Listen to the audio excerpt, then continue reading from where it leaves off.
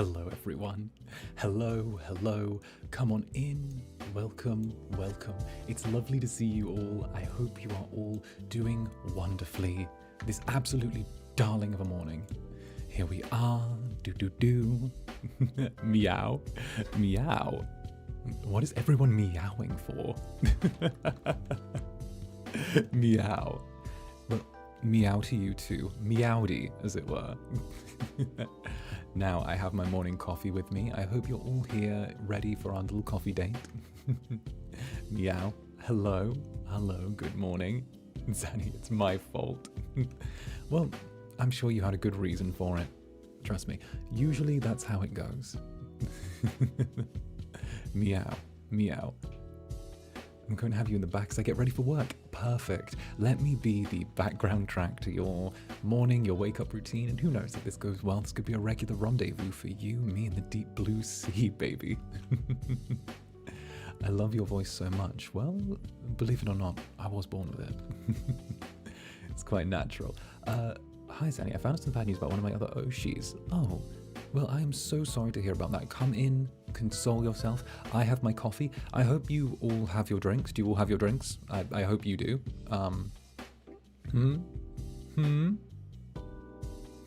Do you? Already spilt your tea. Oh no. Well, I have my coffee. I have a very big pot of coffee with me, actually, and I have my little cup to go with it. There's some free ASMR for you. And with that, I figured we'd just sit, we'd talk, we'd have some fun, we'd do a little bit of a zapsu and see where we go. I also had this wonderful quiz sent to me by the one and only 𝓂𝓸𝓾𝓻, and if you haven't been keeping up with him, please do. He's absolutely darling. He's baby. But where is the purple drink? Well, it's the morning. It's not like I'm going to have my liquor out in the morning. I might be an Incubus, but I'm not that far gone. It's 11:05 p.m. here. Ooh. Well, either way, we have a little quiz that was sent by 𝓂𝓸𝓾𝓻 in our group chat, which is the "What member of Avalum are you?" quiz, which I thought we might do later. I thought that might be a good thing. See whether or not I'm Zander. I might be Zander, but you know, there's just such a thought that I might be Gale, or maybe even Lucy. What kind of coffee am I having? Right now, I'm just having a quick instant black coffee blend, which I bought from one of the local shops, but it's going to be nice. I have this, when I say my pot of coffee is giant, I mean it is huge. It is huge. Then again, Berry, being able to enjoy cozy vibes with you on a weekday morning feels like the height of luxury. Thank you very much, Berry. I had this idea where I thought that perhaps, you know, I know a lot of people have difficulty waking up in the morning. I'm one of them. I have difficulty getting myself ready for work, getting ready to do my thing. Club Netherbrand is a beautiful mistress, but she's also somewhat of a burden. But if it wasn't worth it, I wouldn't carry her around. But I know that I struggle with it, and having that extra person, that extra individual to be by your side to give you that little cheer on, that little bit of pep for the day is something that always helps. And I thought, why not be your morning, I don't want to say alarm is bad, but your morning encouragement, you know, that little bit of extra get up, wake up and get out there, to quote Persona 5. But I do admit, I am a very heavy coffee drinker. Honestly, I remember this time that, well, all of us actually, all of the boys, so that we Lucy, Gale, Cassian, Roscoe, there we go, I knew I was forgetting one, were all in Japan. It was when we were all over in Japan to record our debut group single, Crossing Fates.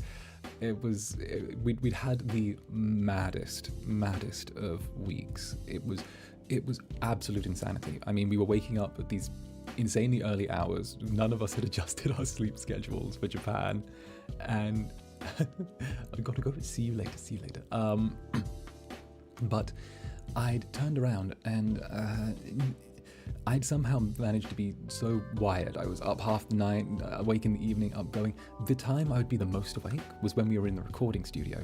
And we'd obviously be in one of these, these vault studios where we'd sit around and we'd just take turns in the studio, just singing, saying our lines, our lyrics, all of that, And fortunately, I actually had quite a bit of free time, so I was able to sneak in a cheeky nap here and there. And I love the Binding of Isaac thumbnail. Thank you very much. As you can tell, I'm a bit of an artistic Renaissance man. But I remember I'd had a bit of spare time because Crossing Fates is in quite a high key, it's very much consequences can be. And in case you couldn't tell, I've got somewhat of a deep voice. So I was only needed for the sort of what is it? What's it called? The like undertones for some parts of the chorus and a verse, but then and also the little voicey talky bit that I had where I got to be all sexy and say, "Why are you holding yourself back? You're the only one in your way now. Go do your thing." And that was quite fun. That was quite fun. I really enjoyed that. Hello. If you're just joining, welcome. Come on in. We're being cozy. But I remember everyone had been up near enough for this whole week straight. We were running on fumes at this point. Fumes. It was our final day. We'd all come down to get breakfast together. Because that became a routine for all the boys. We'd get breakfast together. We'd do our thing. We'd do whatever. And it was always very fun. But this last day, everyone was so tired. Everyone was completely burnt out. Everyone was barely awake, barely asleep. I mean, it looked like Lucy needed a blood bag. And I remember just walking down in the morning and thinking, I'm going to get through this through hell or high water. So I stroll up to the bar that was in this little coffee place. And at about 8 a.m., 9 a.m. in the morning, I go, "Give me your largest Irish coffee, good sir." And I had this Irish coffee, this big Irish coffee, healthy splash of liquor in there. And there I am just going and knocking this back very quickly with all the boys finished. And I say, "Right, final day. Let's get this done." Sometimes you've got to have the go juice. A healthy splash of liquor. Indeed. Sometimes you just have to put a little bit of extra gas in the tank to get through. Irish coffee, so good. It is. I am a bit of a sucker for Irish coffee. Definitely. I'm sorry, liquor in coffee? Yes. So for those who don't know, or for those who aren't quite as a mixologist disposition as myself, an Irish coffee is when you order a coffee. It can be a latte, it can be black, it can be anything in between, really. And you get you get a little bit of whiskey, and you just take it and splash it on in there. And there you go. And it's just a nice way. And usually I like mine with a healthy dose of cream as well, because it's very nice. It's sort of like dessert for breakfast, but also, it's like a hot dessert martini for breakfast. And sometimes you have to treat yourself. Your voice is making me fall back asleep. No, we did have such a wonderful time though. We were tired, but we had the most amazing time. We actually got flown out for a week to be there. And what was really quite crazy was we managed to complete almost all of our work in 2 days? 2 days. And the rest of the time it was just us doing sort of little skits and filming bits, and little Avalum goes out to places and things I will probably be punished by the Dark Overlords for talking about. But we definitely worked hard. Oh, my favorite tea. Oh, actually, chat, tell me your favorite tea, because mine personally, and I know it's a very, very boring one, but I like a good herbal tea blend, something with maybe honey, lemon, and maybe some like rosehip or something thrown in. Oolong tea. Oh, Cass being the old man of the group. I have no idea how old Cass is, but it has to be older than me. Has to be. Long way. Breakfast tea, vanilla chai. Guys. Jasmine tea is a favorite. Love chai. Either masala chai or matcha. Oh, I've heard good things about matcha. I've never had the chance to try it myself, but I've heard very good things. Earl Grey because it tastes like Fruit Loops. It sort of reminds me of those breakfast cereals I would have as a kid. You know, oh, lemon drizzle green tea. That is a very good one. Berry. I love green tea and black tea. But herbal tea tastes like perfume to me. I'm sorry. It's understandable. It's definitely an acquired taste. I think tea and coffee have that same acquired taste to them. It's just tea is a little bit sweeter, so it's easier to sort of ease yourself into it. You know, you gently ease yourself in. It's quite nice though. Morning yoga hits differently. Oh, I used to do morning yoga when I was when I was sort of freshly out of the underworld. I had this phase where I was all about morning yoga, and it was madness. I got into this strange discipline of Indian yoga, which was all about endurance and putting your body through these like interesting positions, and it was good. I can still do a whole bunch of sun salutations and 𝓱𝓸𝓼𝓽 or something along those lines. The names elude me, but I do like to think it helped me with my flexibility, and being an incubus, flexibility means a lot. It's all good, it's all good. If you're sleepy, take your time, ease yourself up. You and me in the deep blue sea are here to ease you into the day. Oh, all good, take your time, take your time. This isn't the only stream I'm doing today. Once this stream finishes, I will be doing an Elden Ring stream afterwards as well.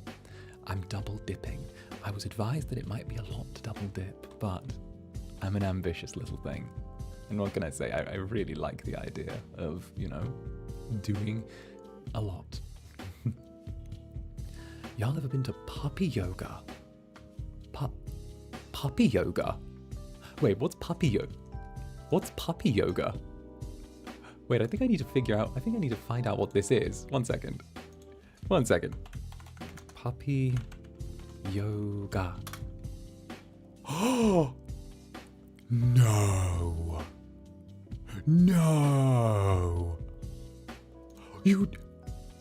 You do yoga with puppies? Wait. No. We have to look at this. We have to look at this. Wait. I have to pull up one of these images. I have to. What? No way. These are just... It's just doing yoga with lots of dogs. What? Madness. Oh goodness, thank you very much, 𝓱𝓸𝓾𝓻. Come on in, I hope you're having a very good morning. So, it's yoga with lots of puppies. That's insane. Whoever thought of that must be a very, very, very, very, very rich individual. And there's kitten yoga. Oh, that's wonderful. I feel like goat yoga. Wait, is that just a thing? Wait, is that just a thing? Is there just a variety of yogas with different animals? Is that must be a thing? Wait, kitten yoga, puppy yoga, goat yoga, what other animal? Horse yoga? No, horses feel too big for yoga. I actually used to ride horses a long time ago. Back in the underworld, I used to have these hellish stallions, actually. Well, they weren't mine. They were a friend of a friend of a friend of a friend of a friend. Long story short, good old mummy and daddy demon dearest thought that I might be fixed of my wicked ways if I was sent to do some hard work at a stable. So I would go there, and horse girl Zanny. There was that horse girl aesthetic, but I worked there for about, I want to say, a year or two, and I would look after the horses, and I would take care of, brushing the manes, and I would have to take them out every day that I was there. I went there once, twice a week, but I'd go out, ride them through the forest for a while, burn off that energy. It was a really nice job. and it was very relaxing. You know, there were definitely some ups and downs. Stable boy Zanny. Well, when you say it like that, it sounds slightly scandalous, you know? Zanny, the handsome and charming stable boy on the nice fancy estate, you know, a little rough around the edges, looking after the horses. Wait, an entire story's occurring to me in my head right now.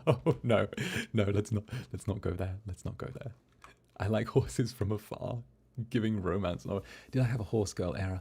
I did actually. I once actually competed in a gymkhana with one of the horses I looked after, which was really good. I actually won, which was something I was proud of. I was about 14 years old, and I won one of the youth gymkhanas, and I was like, look, I can ride a horse. But yes, if you ever needed a gentleman to ride in on a horse and sweep you up off your feet and then canter off with you on the back, that's definitely something that's in my repertoire. They are so big. Horse boyfriend Zanny. Wait, no, Zanny in Princess Bride. Knight in shining armor, like Prince Charming.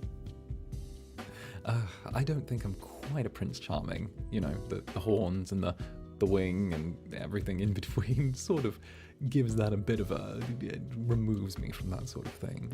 But I haven't ridden horses in years and years and years. I actually stopped when I stopped doing that job at the stable and decided that, you know, I needed to focus on my studies. I must be the very best demon that the underworld could manage, you know? After all, taking over the world and the underworld in turn, and I suppose everything in between, does take a little bit of effort. You mean horns aren't charm points?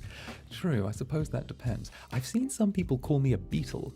I've seen some people slightly say that they're beetle horns, which I can see. I've never really thought about it before, but I can definitely see the beetleness in them. Saying I've got big beetle energy. Oh, what was my favorite school subject? Oh, that's a good one. That is a good one.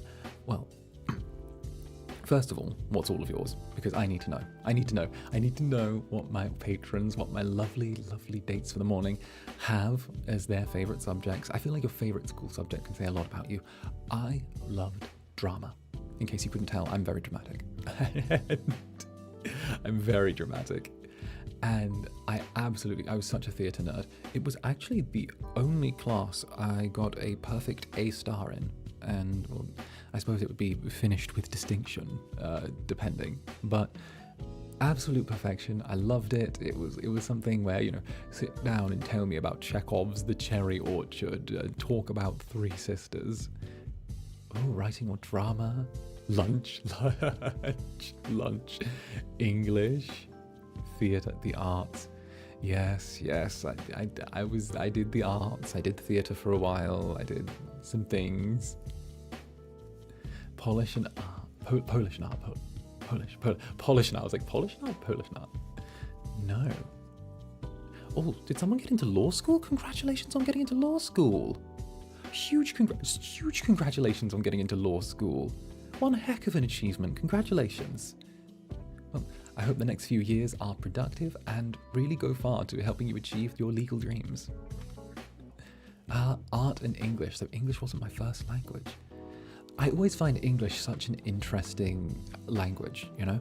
I was someone who was, you know, brought up, well, I should say speaking demonic, but, you know, English was the thing that came after that. And it's such a interesting way how in certain parts of the world it's become the lingua franca, you know, sort of a very default middle. I've actually had an instant when I was traveling, which was quite funny, which was when I was staying at this Airbnb somewhere in the far throes of Europe, and I was staying there, and I remember the internet went down, and there was a hilarious incident where I had to call the landlady to come over, and I don't know what language she spoke. I don't know. I think it might have been something like that. Well, it was definitely like Czech based, but it was essentially do you speak Czech? And I'm in one of the dialects, and I was like no, hablas español, like no. And I was like, oh, English? Like, no. They're like, she's like, Russian? And I'm like, no Russian. She's German? And I'm like, no German. We each had languages that just didn't fit. We each had 3 languages that we could have explained that the internet was out in, but neither of us had crossover. We had 0 crossover. So it resorted to us gesturing wildly and turning around and using Google Translate. I was like, I can tell you this in English, I can tell you this in Spanish, and I can maybe muddy my way to it in Italian, but I can't help you here, darling, no. It was one of those really funny when worlds collide, we're not quite sure. But I do think seeing everyone and a lot of people get a lot more, I want to say multilingual than it was maybe a decade or 2 ago is really interesting. Really, really interesting. Maybe it's just become more at the forefront, but I do think there are more people who speak multiple languages now than really any time before. Hello, come on in. I mean, even if it's not fluently speaking and just muddying your way through things, it's really interesting because, you know, there's always this sort of idea of these much older generations never having the need to learn other languages. The internet definitely helped, of course, massively. You make a very, very good point. I think as the world has got smaller and more interconnected, the easier it's become for people to see the necessity of learning things that are a little bit more outside the box. And I really appreciate that. I know a lot of people who learned with VTuber streams. See, that's one thing I admire 𝓂𝓻 for. 𝓂𝓻 speaks so many languages. I'm jealous. I want to steal at least 2 of them. Stop hogging all of the languages to yourself. Give me like 1 or 2. I'm fine. You know. I took French when I was younger, and I always feel like the way they teach in sort of the school thing when you're a kid, it's never really too conducive when you're young to getting you that second language, you know. All these decades later, and all I can remember is Zander has 𝓂𝓸𝓾𝓻, you know, like. But it's definitely something out there. 𝓂𝓻 rizzes people in multiple languages, indeed. There's definitely a good bit of, I just really enjoy the time I get to spend with 𝓂𝓻. He's a very, very sweet elf, and it's one of those things where we're on slightly opposite timetables, so we're not quite bumping into each other as much as I wish we were. The eyes, shoulders, knees, and toes. So I remember we had you really need opportunities to use the language while you're speaking or it won't stick. I simply wasn't surrounding myself with the French media in my spare time. I've seen that a lot. I know a lot of my fellow demons actually turn their phones onto the other language settings, which I think is a brilliant idea. They change their phone language to something like Spanish or Romanian or French as a way to like learn it. And that's such a smart idea, because you're seeing familiar things with a different set of words. Oh, good morning to those filtering in. Hello. Lovely to see you all.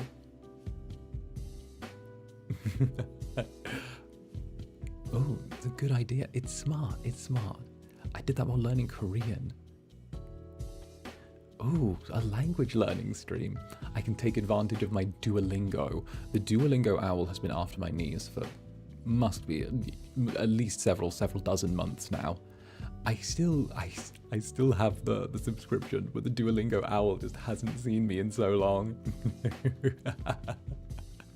A study stream. A Duolingo stream. It's quite cute though.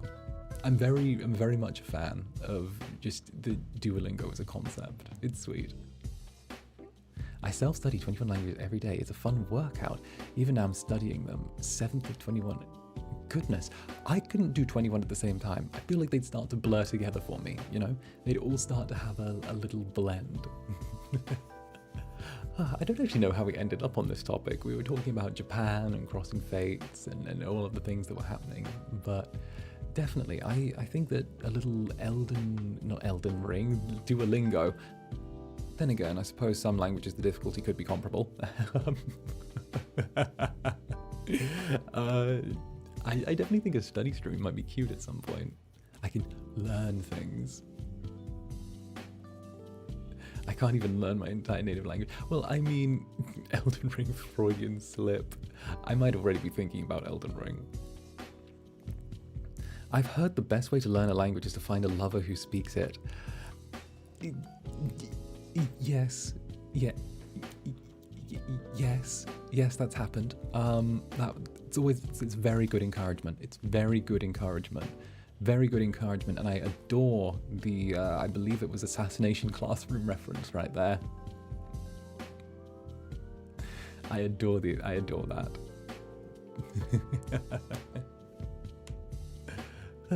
But definitely, we were talking about languages.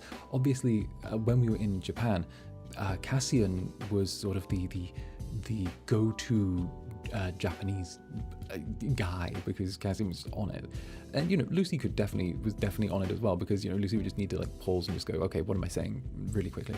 But there was definitely a great little team up between everyone, and then I would just run off and drag everyone into adventures and everything like that. Assassination Classroom. I never finished Assassination Classroom. I feel like I had my favorite boy. I had Karma. Karma was my favorite boy. And at one point, I felt like they nerfed Karma partway through Assassination Classroom to make, I think it was Nagisa, look better. And I remember thinking, I don't like this as much now. You nerfed my boy. Don't do this. Don't do this. And I literally felt offended. I felt personally offended that they'd nerfed Karma midway through. And I was like, how dare you nerf him? How dare you? And I remember being so annoyed that they nerfed him and shelved the most interesting character, don't at me, that I was just like, I'm done. How dare you not give my red-haired little sociopath the spotlight? Good morning, I just got here. Oh, well, welcome in. Get your coffee. Oh, I haven't taken a sip of my coffee yet. Poor performance. This is meant to be a coffee morning. How do I hold this cup?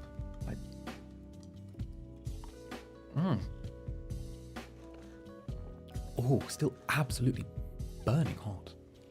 I suppose that's what I get for making a giant cup of it. Hey, is that a Cassian Floros? Good morning, handsome. Oh, well, good morning, beautiful to you too.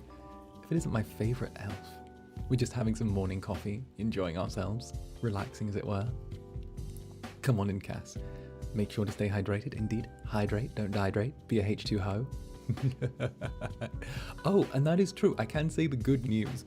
I had to be reviewed by Elden Ring to see if I could play it, or I was too, zesty. But fortunately, Elden Ring has been given the thumbs up for 1 calendar month for me to play. So I'm not too zesty, I'm just zesty enough to be allowed to play. Oh, goodness. Oh, you finished your tea, you're making another. Go, do your thing. 1 cup, 2 cup, 3 cup, 4. Actually, don't drink that much coffee though. If you're drinking that much coffee, you're going to get so caffeined. Zesty. Yes, zesty. Do I have a game I'm looking forward to this year? Oh, I have a few. Let me actually open my Steam wishlist, because I do keep track of everything that I'm interested in. The 𝔂𝓸𝓾𝓻 was one I was really interested in, and I've already got permission from the people to play it when it comes out. It's like Pokemon, but in the way that you're in like post-war like Poland, and you're dealing with supernatural creatures that are living in like the alleys. It's great, it's insane, and I love just the dark, moody, occult tones of it all. Also, I love how 𝓂𝓻 turns up just as we were talking about him. Just as we were going, oh, Cass has so many languages. But yeah, it's a very good game, and I'm so happy the devs have actually given me permission to play it. I'm very excited. They gave me a clean, easy thumbs up, and I'm like, thank you so much. Thank you so much. The elf instinct is so real. I've always wondered if Cassian is more of a Legolas elf or more of a Fey elf, you know? I'm wondering. You were talking about me? Indeed, I was talking about your many, many languages, Cassian, and how I am actually somewhat, perhaps a touch, jealous of your linguistic abilities. Or I should say polyglot? Hyperpolyglot? Super mega hyperpolyglot abilities. Cassian Beetlejuicing. Let's not say Beetlejuice here. After all, we did kick Beetlejuice off of the Netherlings hashtag. Oh, do I like puzzles? Ooh. So, jigsaws? Yes. Logic puzzles? No.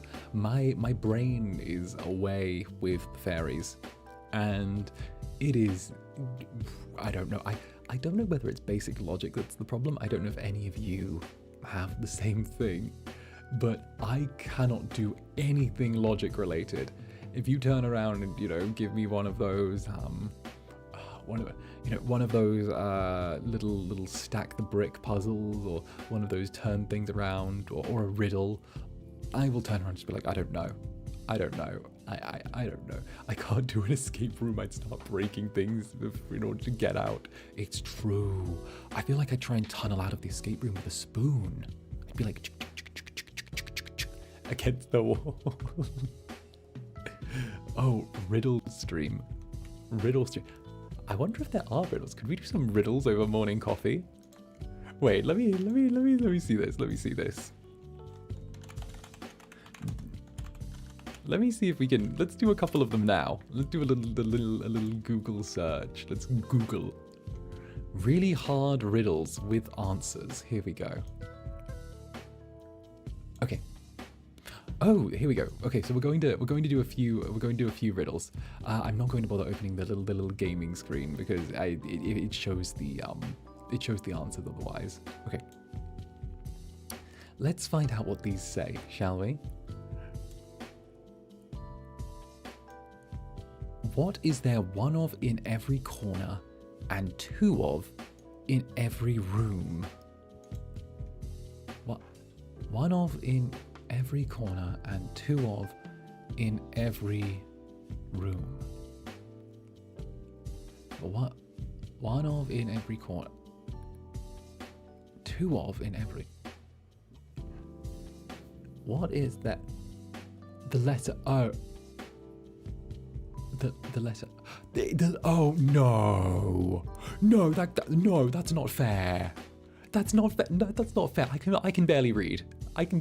That's not fair. I can barely read. How dare there be letters in this? No, that's rude. That's very, very rude. How dare you have basic expectations of my reading ability? Okay. Oh no, you're right. Oh no, the answer is O as well. Absolutely obscene. Absolutely obscene. Okay, you are my brother, but I am not your brother. Who am I? Your sister? Maybe? Your sister? That feels like that makes sense. That feels like that feels right. Maybe this is just maybe they followed up with a I'm your sister. Okay, good. Okay, there's the answer.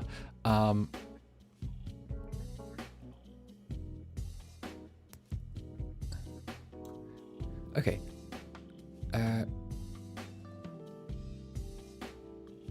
What is it that given one, you'll have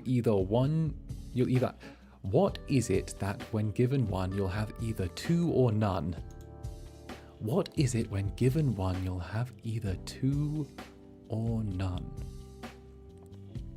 What? What? Given one, you'll have either two or none. In English, please. A pair? A pair? What is it when given one, you'll have either two or none? Chance. True, you get a first chance and a second chance. A choice. A choice. A lawsuit. Balls.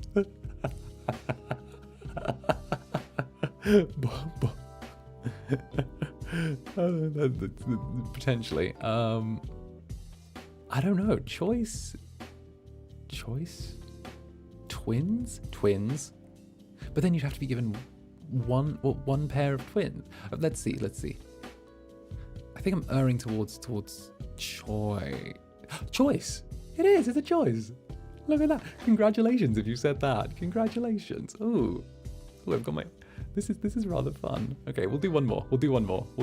I'm curious to the Incubus and I have to see what this is. Okay.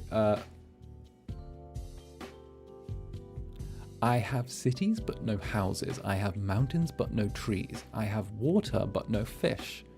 What am I? Oh, I know this. This is the map. It's a map, right? Yeah. SimCity 2000. Oh, I miss SimCity. Oh, let's see. And the answer is a map. Okay, we're smart. We're walking away while we're ahead. We're walking away while we're ahead. Oh, but I do think this would be a perfect time to do that little which member of Avalum quiz. I feel like that's going to be fun. Let's slide and glide on over to the gaming screen, shall we? And full screen gaming. And whoop. Oh, actually, no, it wasn't full screen gaming, was it? It was gaming screen. Whoop. There I go again. I made the Avalum quiz. Hello. Oh, look at that. It's capturing my bag. Oh, that's my screensaver, in case anyone didn't know. I was sent an absolutely beautiful piece of art of me, and my screensaver is my back, which is really good. And look at that. Tell me that is not hot. That is, like, you know, there's my neck, my back, etc. for free. It's a good shot though. I didn't mean to show myself off like this, but look at the wing and the skin, you know? It's giving Raphael. I wonder, I made the witch member. Oh, someone here made the quiz. Oh, that's adorable. Okay, let's see. Over to here. Absolute darlings. Which member of Avalum are you, except it's baseless and I don't know how to read people? I like that. It's baseless and they have no idea how to read people. Let's see. Start quiz. Enter your name. Enter my name. Zander Netherbrand. Oh, it didn't save. Rude. Zander Netherbrand. I think that might give away which member of Avalum I am. Okay, and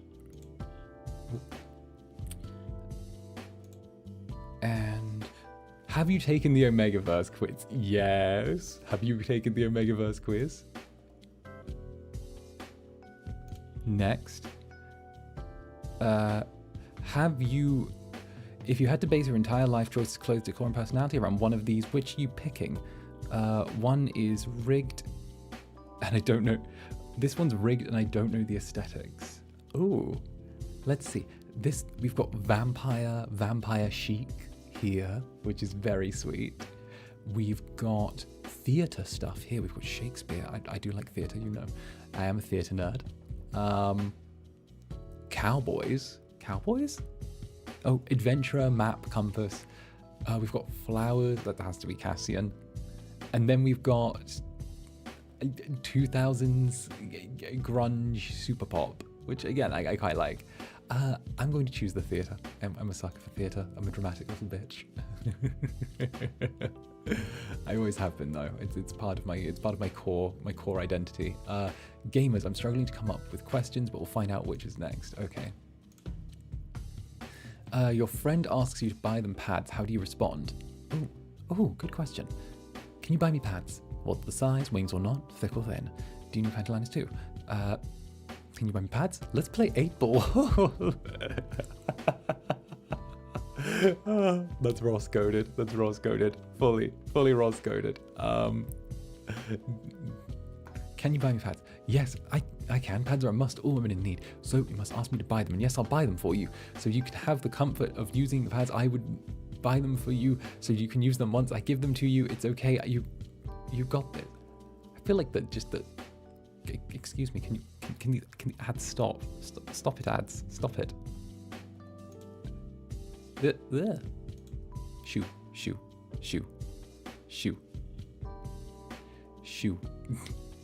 Wait, let me shoo this ad away. Oop.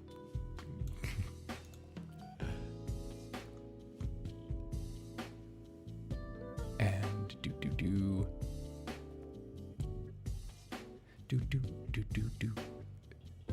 Just need to shoo the ad away. There we go. I need to shoo it. Oh my goodness, it came back. Oh, fine, whatever. But they're getting free advertising. You know what? I'll just stretch this down a little bit. And there we go. Be gone, ad.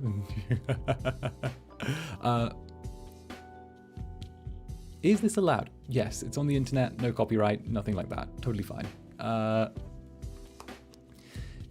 Can you buy me pads? I thought I bought you some last month. Well, that's the point.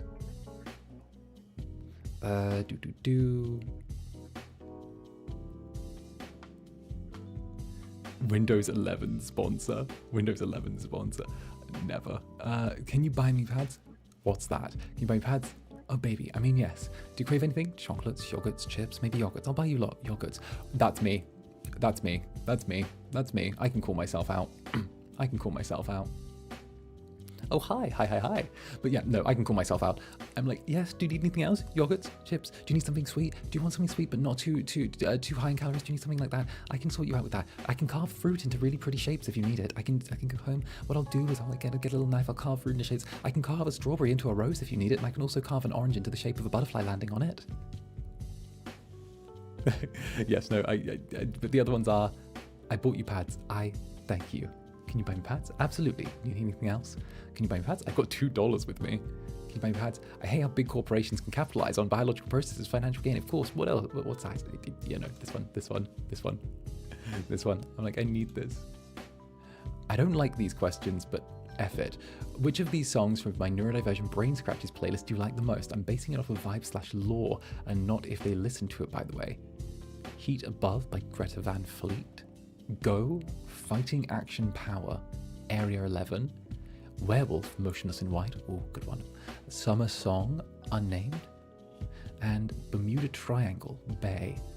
I'm a sucker for Werewolf, Motionless in White. I do like Motionless in White. It's the only one I know.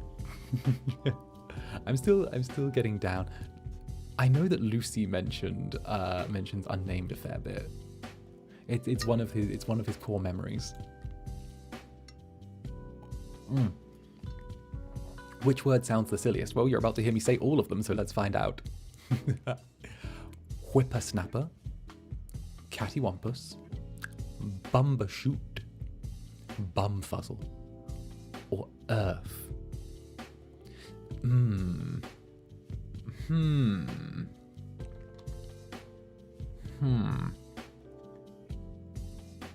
Let me think about this. I'm torn. It's either going to be cattywampus or earth. Earth is too close to... No. Cattywampus. It's cattywampus. Cattywampus. Wouldn't you all agree? Cattywampus sounds absolutely ridiculous. It has Jabberwocky vibes, and I love Jabberwocky vibes. All right, cattywampus. Whoop. And to the next. Boop. Who do you think you are going to get? Gale, Cass, Lucy, Zanny, Roscoe. Gale, Cass, Lucy, Zanny, Roscoe.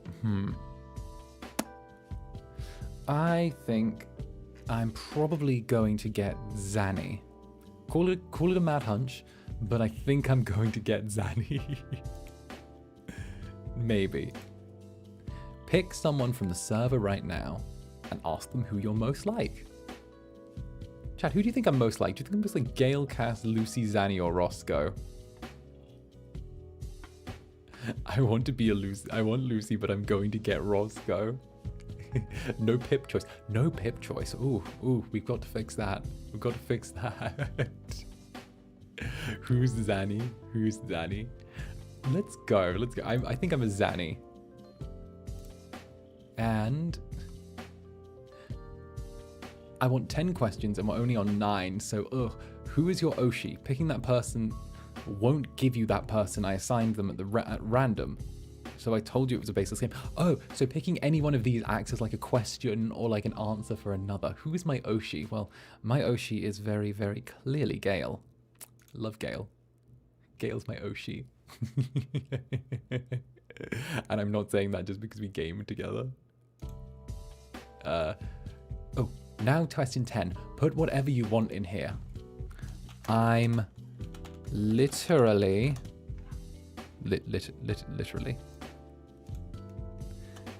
Zander Netherbrand. For real, OG. Yo. That's how the Zoomer speak. Who's that handsome devil? Who's that? Look at him. I have such a steely look in that.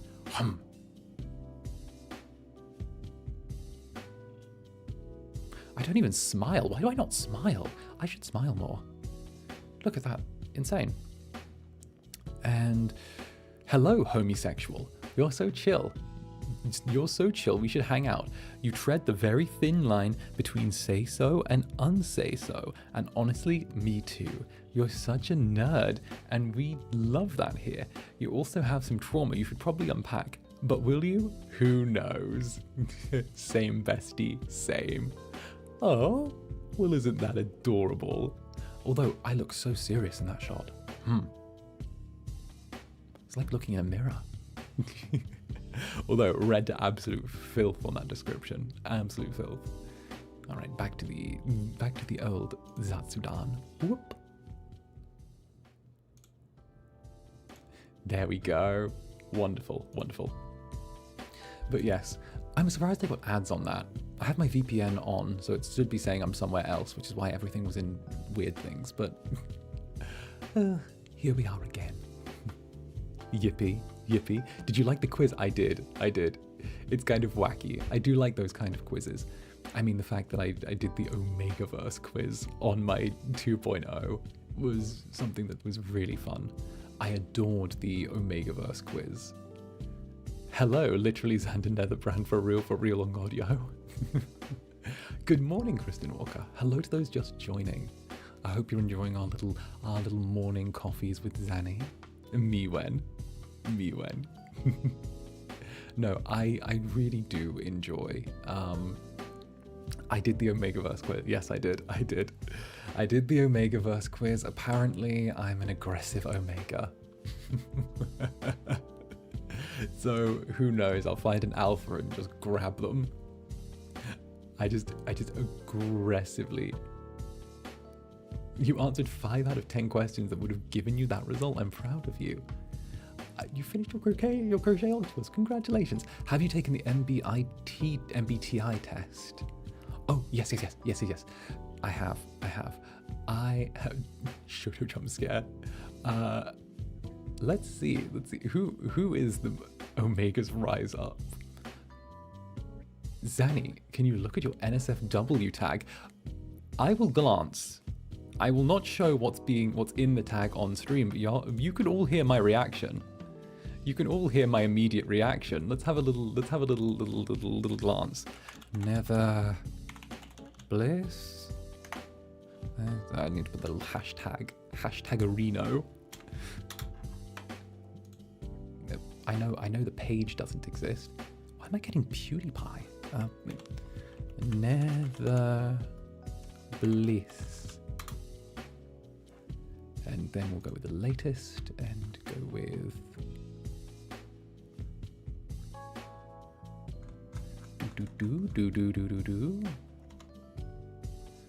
am I missing it? Am I missing it? Have some fun. What can I say? I like reacting to things. I can't show it, but you know. Let me see. No, don't look, I have art in there. Listen, we're here for the adventure, aren't we?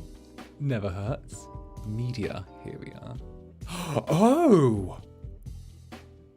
Oh my goodness, is that Gale? Oh, Captain, my captain. Oh. Okay. Understandable. Okay.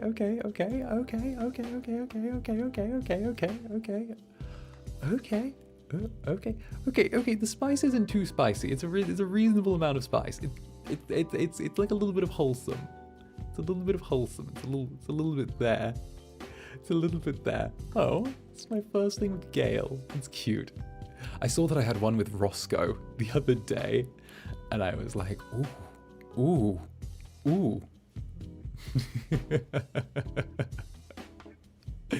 You sound so much like Stolas. Oh, I can't unhear it. It was some cuddling. Yes, it was some cuddling. Some very good cuddling. Very good cuddling. I'm a touch say so. I'm definitely.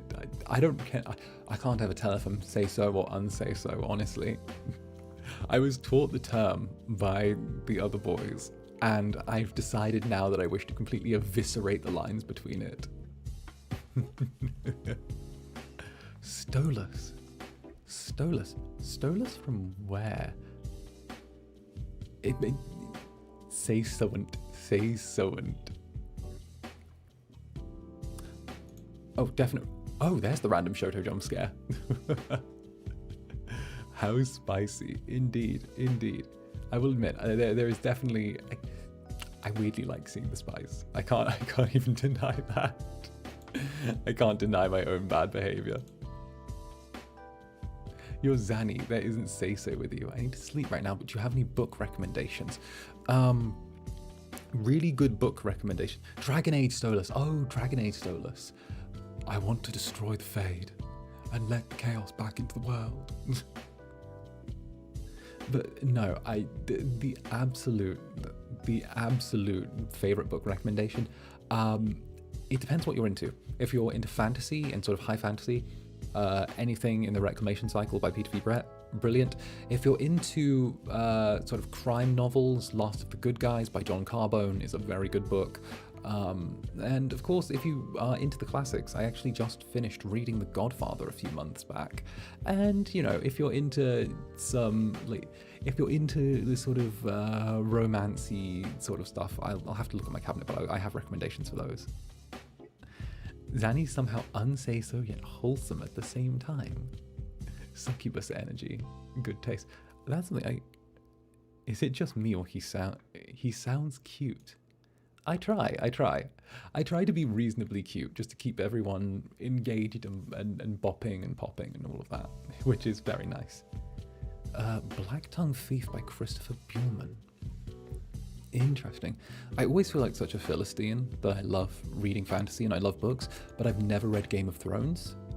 And I feel like such a Philistine because everyone's like, oh, read it. But I'm kind of like, bro, my friend, my fellow demon, I don't have the time to wait like 8 years between releases. Like, I don't have the time for that. I can barely remember what happened 5 minutes ago, let alone what happened 8 years ago. You know? Maybe it's a me thing. Maybe I'm just being terrible. Just terrible.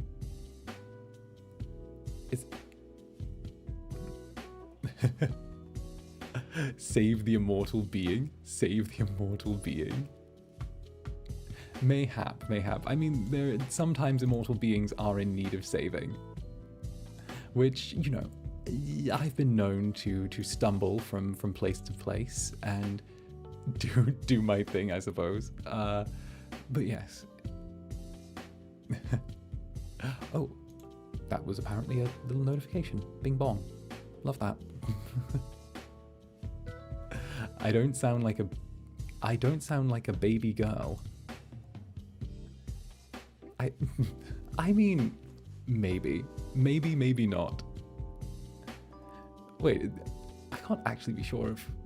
Wait, I can't tell if I'm just randomly thrown off or if that's actually the actual. The Art of War goes crazy for romance, 10 out of 10. Good morning. It's night for me, but I think I can have a good night's sleep thanks to your calm voice. Well, kick back, relax, enjoy. I'm having my morning coffee, so let me wake up as you fall asleep. Seems like a good exchange. Is that? You sound like the gentleman sexy type. Why, thank you very much. Thank you very much. I try. It's sort of just the voice I was sort of born with, mostly.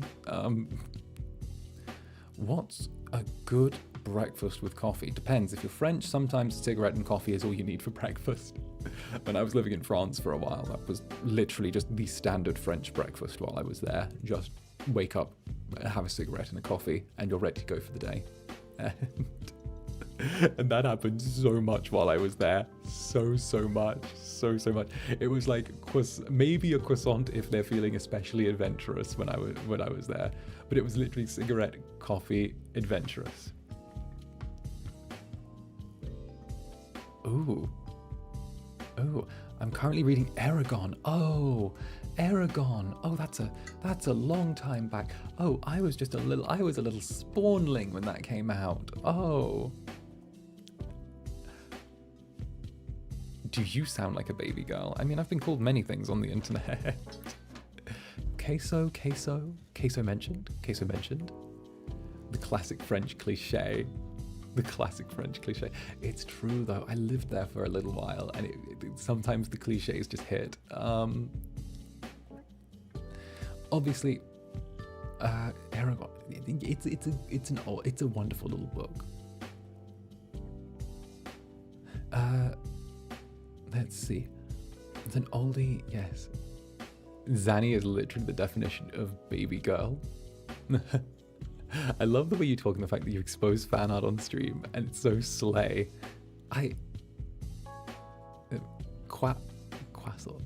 Well, I mean, I sort of figure that these are little impromptu hangouts, and honestly, between you and me, just you and me, I was a little bit nervous for my debut 2.0, and actually almost none of it was scripted.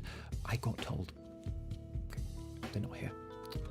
I got told by the Dark Overlords to prepare a script for it, and I thought, I don't want to do that. I'd rather just flow, you know? Rather just flow, do my thing. So I did my thing, and everyone really enjoyed it. So I figured that just I enjoy the improv vibes more than anything. And it's nice. Whispering. Indeed, we can do whispering if that's your thing. Oh, hey Zan, here's a pickup line for you. Want to know what's on the menu? Want to know what's in the menu? Me and you. Okay. Little bit corny, a little bit cheesy. I will admit. Oh well. Well, thank you. For what it's worth, darling, you're like the light in my fridge, always on, even in the cold and dark. Oh. Your debut was great. You did fantastic. All of you did great. Honestly, I really enjoyed the debut. It was really good. I heard you were stressed, but it made me interested in you. It was cute.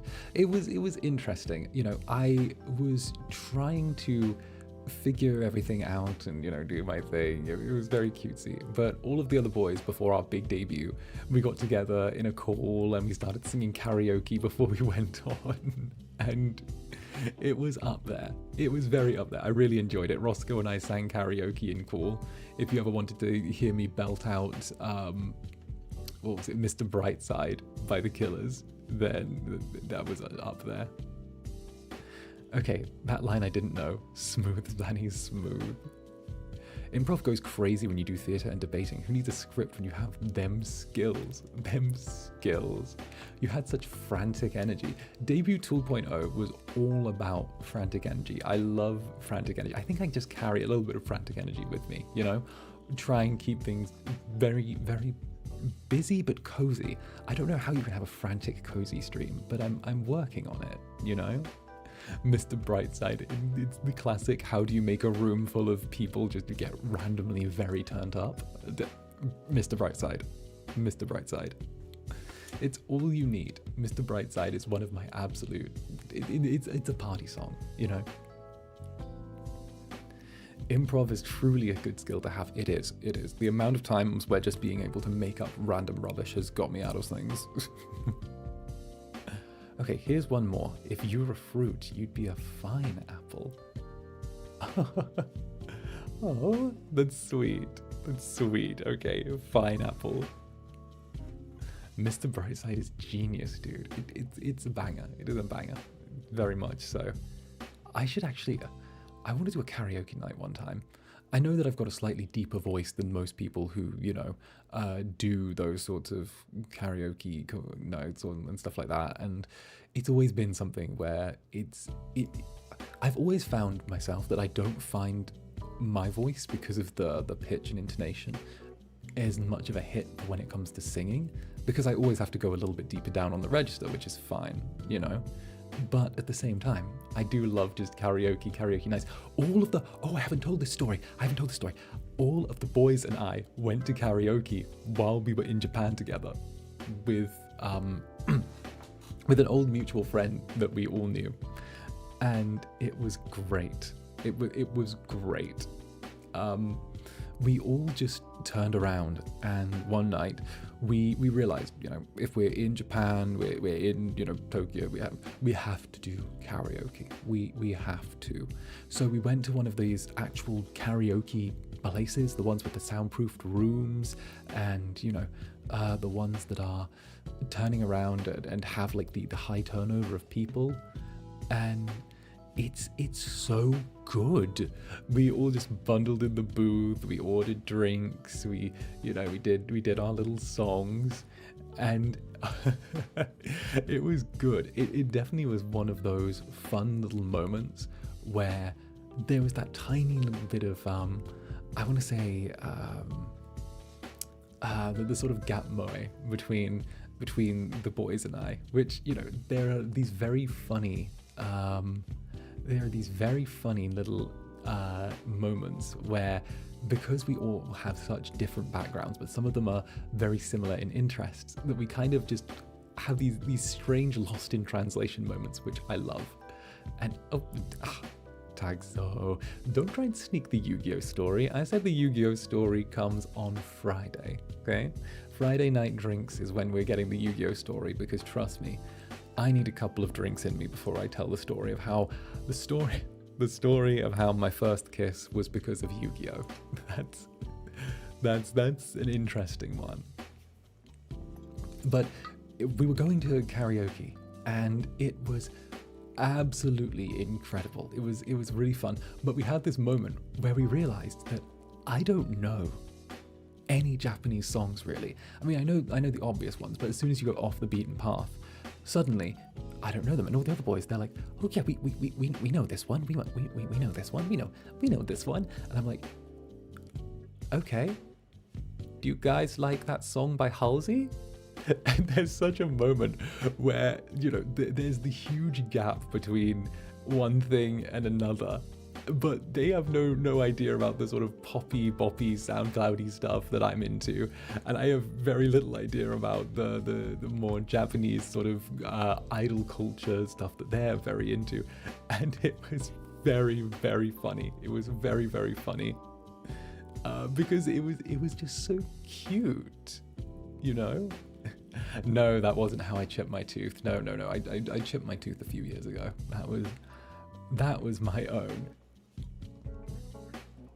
You own your music choices. Oh, I 100% own it. I 1,000,000,000,000,000,000,000% own it. It's just really funny seeing that little gap between, you know, seeing the little space between. But yeah, I tipped my tooth on a soda can. See, at least I'm able to say I chipped my tooth kissing too hard. That sounds much more, you know, adventurous and glamorous and very Incubus of me. Oh, wait, was that Alicia the Heart? Oh, hi Zanny. For me, you sound like a true gentleman. The type you'd meet at a masquerade ball, offer you a rose and dance the night away. Sorry if that sounds cringe. No, it's not cringe in the slightest.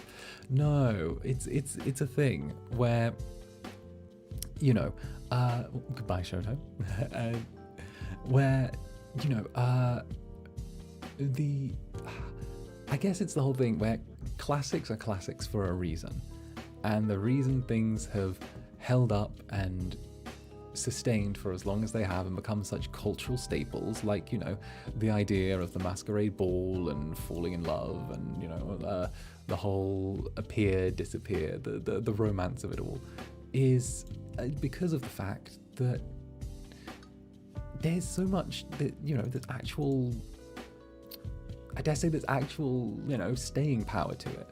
I think I was talking about it in my in the interview I did with Ducky, which was the fact that, you know, having that immediate large reaction is one thing, where everyone knows something and everyone loves something, but what's more important than that sort of immediate large reaction is instead turning around and having that staying power almost, you know? It's easy to be a flash in the pan, but being something that's consistent. And I think that's more what good stories are. Good stories become cultural staples and inform how we act, not just with each other, but with also in our inner worlds, you know? But why was I kissing with teeth? Okay. One more time I'm telling this story.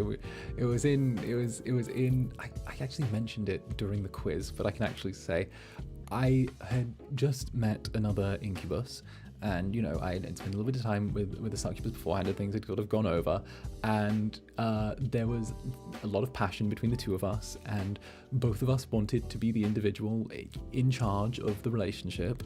So when we were kissing, we got a little bit of aggressive. We both kind of leaned in to do the sort of big aggressive kiss at the same time, and we ended up butting teeth, and we both chipped each other's tooth. That was just a thing that happened, and it was cute, you know. It was one of those moments where I went, oh my gosh, a little bit of my tooth is missing now. It wasn't like big or enough to like ruin my smile or anything by any means, but I was like, oh my goodness, this happened, and it was oddly cute. It was.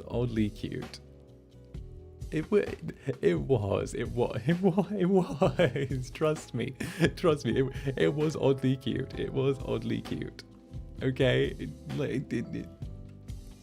don't get me wrong.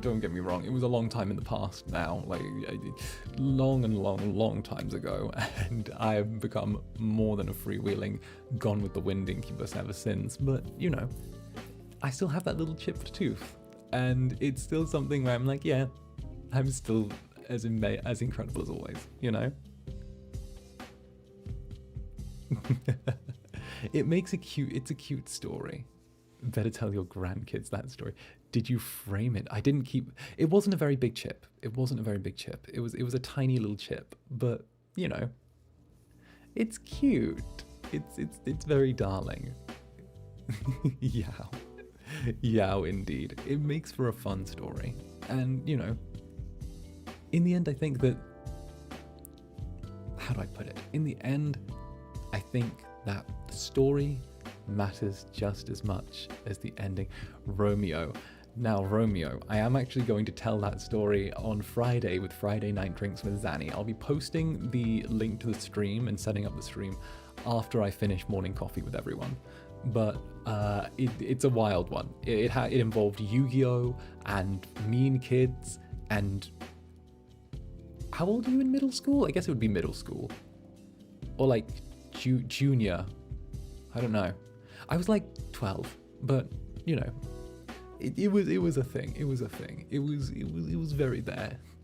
I wish I could say that there was heavy Riz involved, but it was more just, for once this Incubus got completely taken out of left field. Like, it was one of the few times I got completely surprised by another person. Completely. There's so many stories for the Friday drinking stream. True. I'm actually picking up, I'm deciding on what I'm drinking. I'm thinking I'm going to be making these little, what's it called? Screwdrivers, where you've got the orange juice and the vodka sort of mixed in. I'm doing that, but I'm adding a splash of the vodka I'm using is going to have been distilled in lemons, which is going to add this very sharp, sweet taste to it. It's going to be nice. It's going to be very nice. I got a dip, but I'll catch up on the VOD afterwards. Hey, either way, Baz, thank you for coming by. Bye, Zander, my god. Oh, my Oshi. Bye, chat. Oh, Oshi. This is sweet. That's so sweet.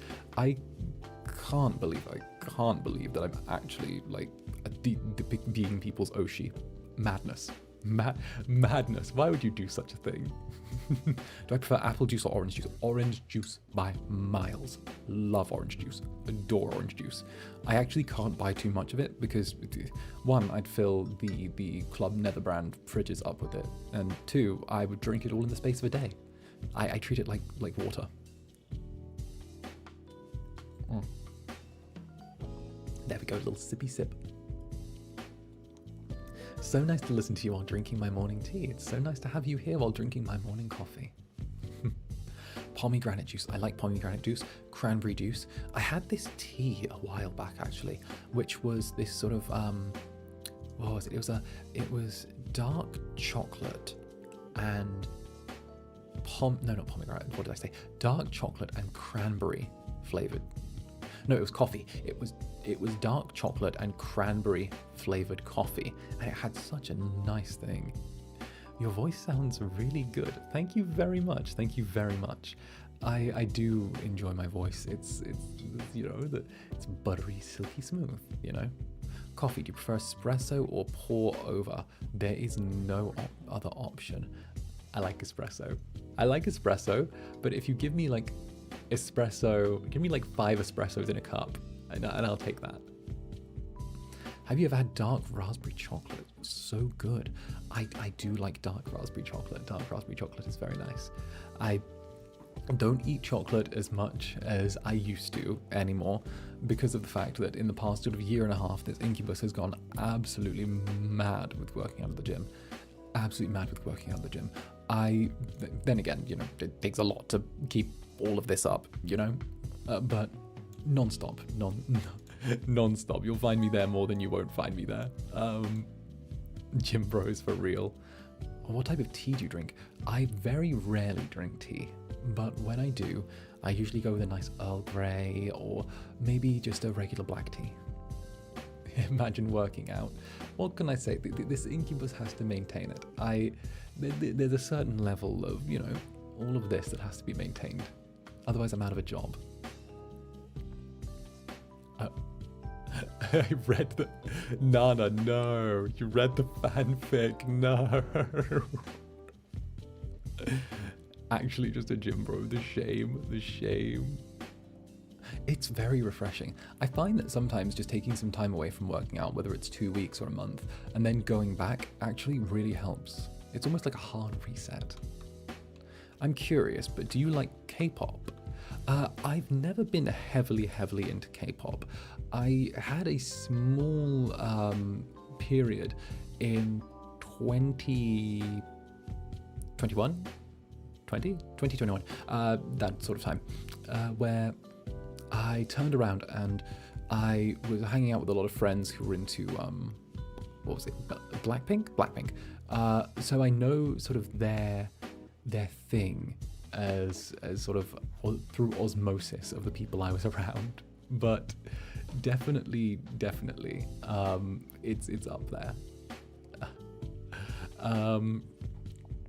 I never really took too heavy an interest just because of the fact that, you know, I have this horrible habit of, I don't know why, but part of my music taste seems to be shaped around tatted up little SoundCloud rappers that appear to be looking like they're on the verge of death. But apparently that's just something, the way my brain's wired.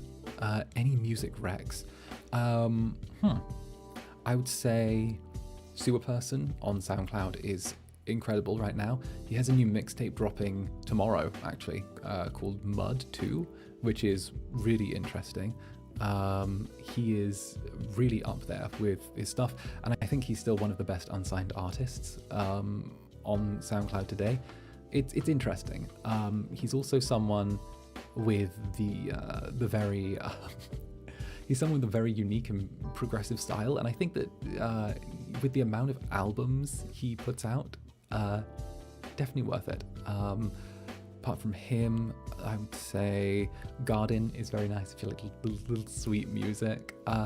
Another band I really got into, because I have this habit of like falling into singles, and I really like just one-off singles from people and then I move on. I would say good morning, I'm Nevermore. Good morning, come on in. It's time for your morning coffee. I would say don't write off certain video game soundtracks. They're very good. If you ever need a workout soundtrack, Metal Gear Rising: Revengeance is just, it's the soundtrack to how I work out. Apart from that, huge thumbs up to, I want to say The Breathing Backwards. The Breathing Backwards was very good, and Convolt as well is very nice. Although I heard he stopped making music, which is sad. Get Rules of Nature. Hello, 𝓂𝓸𝓾𝓻. Oh, screaming Rules of Nature on the way in. Have I ever listened to breakcore? I haven't listened to breakcore, but I got very into hyperpop for a while. I got really into 𝓂𝓸𝓾 with hyperpop. 1985 or 1984 was a really good track, and it's lovely to see you, Mr. Galleon. How are you doing, Gail? I trust you're doing wonderfully. My bar is, as always, welcoming individuals for morning coffee. It's actually really sweet. We've had a really nice turnout today. I didn't think so many people would be up so early, but it's there. The Final Fantasy XIV soundtrack is, the Final Fantasy XIV soundtrack is very good. I'm chilling, but so tired in bed. So, I'm joining you in bed, Gail. I'm joining you in bed. You should have just said.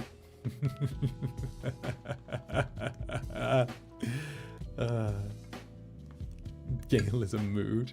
It's 10 a.m. Oh, there's me being very unsay-so. Clip it. I set an alarm just for this stream. Feels like I'm invading. Whoa, big move there, Zanny. Listen. It's worth it. It really is. Incubus in the move. You have to take every opportunity you can. But yes, I know that most people are probably going to be in later time zones if I've looked and read the numbers on the fun little board correctly. But I do love morning streams, and ones where you get to wake up with people and say hello and, you know, have that cozy time. Oh, I'm wearing my rings today. That's the click-clack. If you're hearing little click-clacks, that's because I am wearing my bountiful amount of jewelry today. I have a ring on right now that was actually a gift from my grandmother. So that was a gift from her. And it was a ring that she wore when she was much younger, but it suits me very well. And the other one is a little silver piece that I had commissioned a few years ago, which is rather nice. Morning streams. Wait, it's morning? Oh, it's 2:21 a.m. I mean, that is morning. Your normal stream time is the morning for me. Oh, bountiful amounts of jewelry. Indeed. Necklaces, bracelets, rings, I love all of it. I own so many ridiculous pieces of jewelry. Plus, you know, at the same time, I always find that a good amount of rings and bracelets and jewelry go very well with my tattoos because, you know, it's lovely. I was looking on my wiki the other night and and I saw someone wrote on my wiki because someone showed it to me that my what was it? My something about me, my design, my logos, or something like that, was inspired by my arm tattoo, and I'm there thinking, no, that's not the tattoo that was inspired by. That was not the tattoo that any of those design choices were inspired by. But if you're trying to keep it safe, then I suppose yes. Oopsie doodle, it's my arm.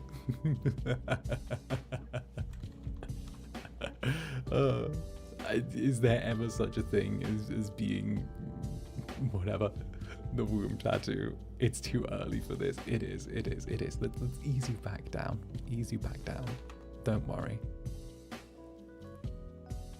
But yes, it's a really nice design. I would love to get more tattoos in the future. I feel like although I've got the arm and the sort of slightly down there tattoo, normally I can't watch. I'd love to get more. Normally I can't watch because they stream at midnight for British people and they're American VTubers. Well, welcome aboard. I do plan on trying to cover as many of the bases as I can in terms of times, but we'll see how it all shakes out. But yes, I definitely wanted to have a few tattoos. I know that my third cousin Morve has some really good tattoos, sort of along his ribs, and they're absolutely wonderful. But I definitely want to go for more of those if I get the chance in future. Something along the ribs, maybe trailing into the arm. I think that ribs and slightly encroaching on the abdomen would be really nice. Something under there. Don't you have more that we can't see? Indeed. But I'd have to be wearing less for us to get into those. I absolutely adore that. Ribs are painful. I have had my ribs done before. They're a little on the tingly side, definitely. Zanny? Oh my. But yes, if I get a tattoo, my mother will unborn me. I thought that as well when I got my first tattoo. I thought that my mother would hit me over the head with a book until I was seeing stars. Fortunately, she didn't. She actually responded really well and said it was cool, which then made it so much worse because when your mother says your tattoo is cool, just takes away the rebelliousness of it. So, it's just that your voice. Thank you so much. Oh, hello. Come on in, unborn me. Anyways, it's the classic parent thing, isn't it? I brought you into this world, I can take you out of it. Good luck. You didn't bring me into this world, you unleashed me upon it.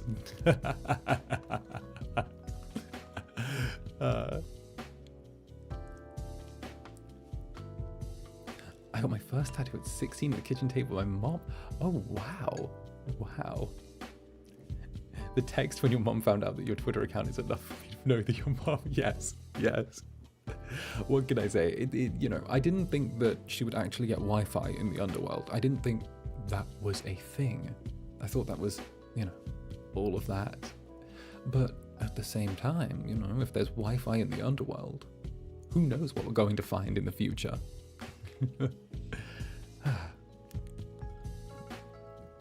Please take me back out again. No. What would be... Oh, good question. Something trash kitty. What would you say your love language is? I like to... So it's a mixture of both time spent and touch. So I want to be... If I love someone and I want to be with them, I'm around them 24/7.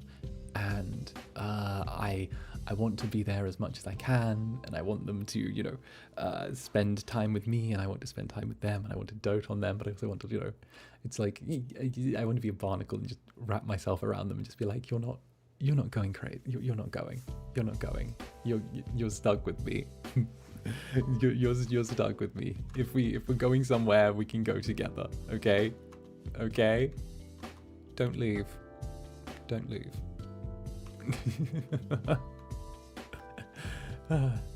I'm a quality time boy. I am a quality time boy. I love getting really into people's hobbies as well. Not just partners and stuff like that, but friends. Because I love getting into friends' hobbies. Tell me about the stuff you find really, really, really cool, and let me get excited about it for you. I want to do that. I want to turn around and say, hey, you're wonderful. Zanny, I'm so sorry, but sometimes you say things and I'm just like, yeah, I can see the omega. Yeah, I can see it too.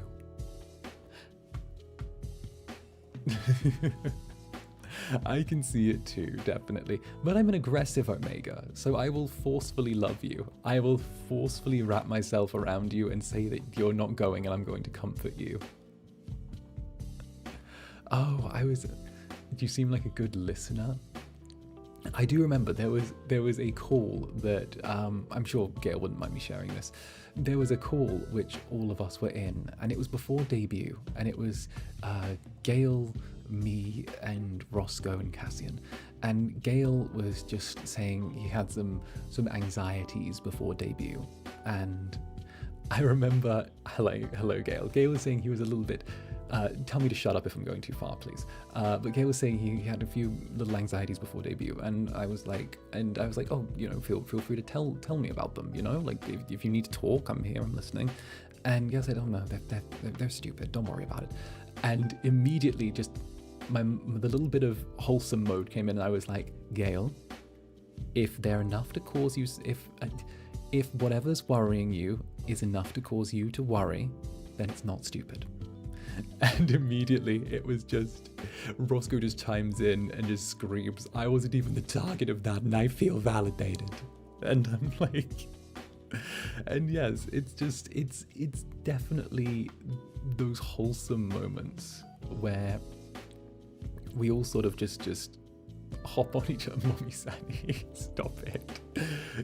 But no, Gail is absolutely wonderful for me. And Gail has been an absolute, like, in return, Gail has been an absolute rock in FSP for me. For certainly. Like, whenever I'm worried, whenever I need to know that I'm doing the right thing, Gail is just there. Gail's there 24/7, 365 days a week, in call, in chat, in DMs. He's just there, and I absolutely adore that. Zanny's the mom of the group. Very encouraging. No, I guess it's just a thing where if something worries you, then it's not a small problem to you. So therefore, it's not a small problem. You know, it creates itself. It's sort of the self-fulfilling prophecy of it. That's why it's so important to sort of have that consciousness, you know? Oh, Mayu, good night, Zanny. Oh, good night to you too. Try not to let me visit you in your dreams too much. Just the appropriate amount. Wonderful. This is so wholesome, what? I think that it's definitely a thing where, you know, honestly, I'm not even the target of the comforting words, and I feel comforted. And that's the thing. I think that I said it last time we were 𝓂𝓸𝓾𝓻ing a little bit, which is I want to be sort of like a fluffy blanket for the people I'm around, you know? I like the idea of just being able to be there, and I don't necessarily need to go above and beyond, but just being that sort of, that level of comfort is always nice. And then when I need to, I can switch things up, become a little bit more unsay so, and be like, hello. Hello. Do we get back to the flirting and seduction now? But yes, you know, what can I say? Gentle mornings and more adventurous nights. That's what I like. Yay to fluffy comfort. Wine mom friend Zanny. Soft and spicy. Aiden, very nice. I like that term. Oh, I might steal that. I like that. Soft and spicy. I think I might go with that. I think I might steal that at some point. I like being soft and spicy. Yeah, I like that. I'm keeping that in mind. I'm writing that down. You can drape yourself over us anytime. Blanket merch. Oh, I would love blanket merch. Oh, So, I don't think I've mentioned this before, but I would love part of the FSP experience is any merchandise that is ever made of us, we get a free copy. So I want a Zander body pillow, just so that I can have a Zander body pillow of myself. Because then I can be like, oh, Zander and Zander, and I can take a picture of it and have it on stream with me. And I can have like the little PNG next to me of me on a pillow. And I feel like that would be so chaotic to have. And I could be like, oh look, it's me, Zanny, and Pillow Zanny. Say hello, Pillow Zanny. Oh, hello, everyone.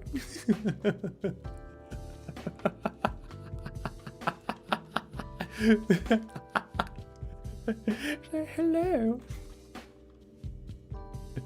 You know, I feel like that would be so good. I could play off of the pillow and myself, and I could have the pillow over there, and I'd be over here. Whenever I needed to, I could just do a little pillow voice for him. The say so and unsay so side. It would remind me of that streamer. I don't know if any of you have seen the girl. It's a flesh streamer, actual human.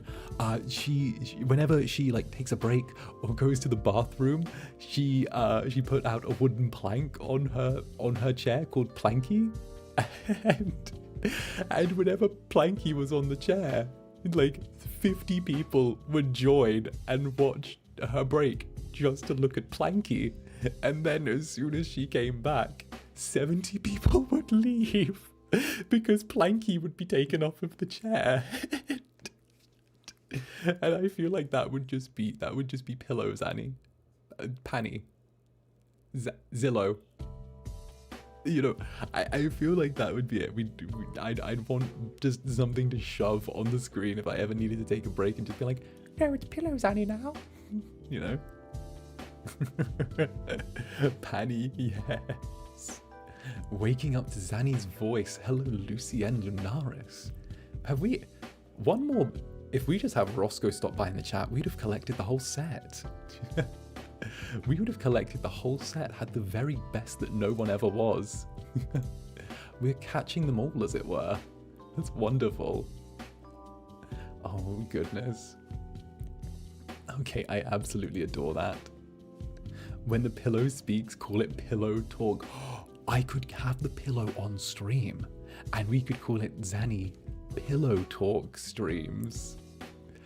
We could have, like, it would be literal pillow talk streams. I could make the pillow into my little Fugi when I'm on other people's streams, and it would just be the pillow lighting up instead of me.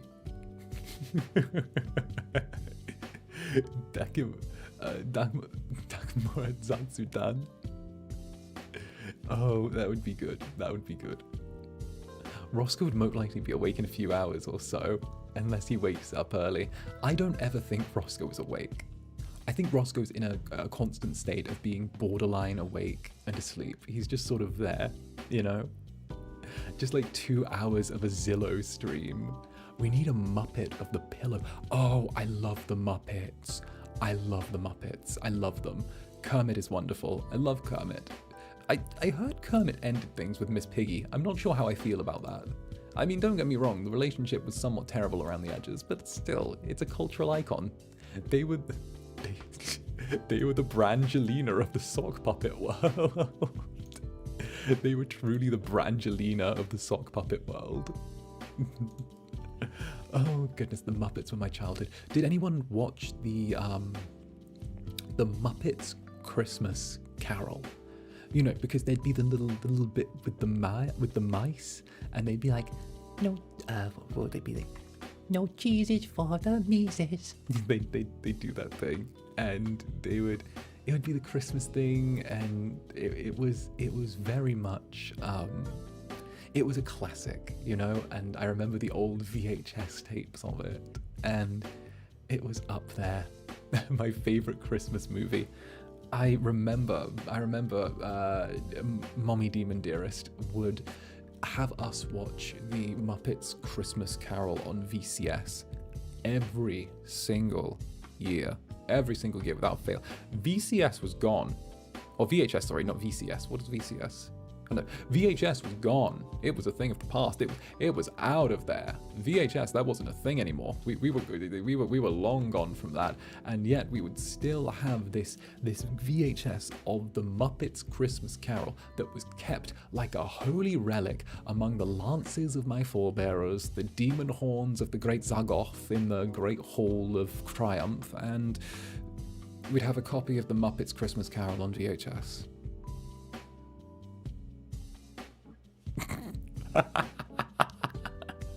The family heirloom of the Muppets Christmas Carol. Do you still have it now? Unfortunately not. No, that's still down in the underworld. Left everything behind. Left everything I didn't need behind, and all I needed was the clothes on my back, and even then I think that some of them were a little bit optional. Oh, let me have another sip of my coffee. It's starting to get a little cool. Yeah.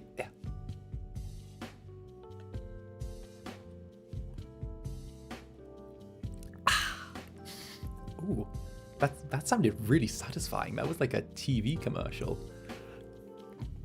You call those clothes? I mean, yes. You call those clothes? Right back at you.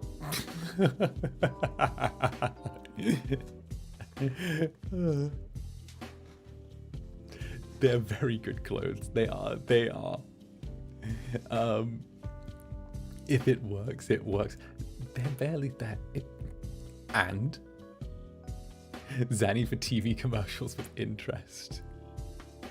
Indeed, it's covering something. Shots fired. Shots fired. I'm so sorry. I didn't mean to fire shots. I didn't mean to fire shots. I did, but that's just how I am. But I would love the sort of tattoos on the body. Maybe like a longer, like a jacket or something.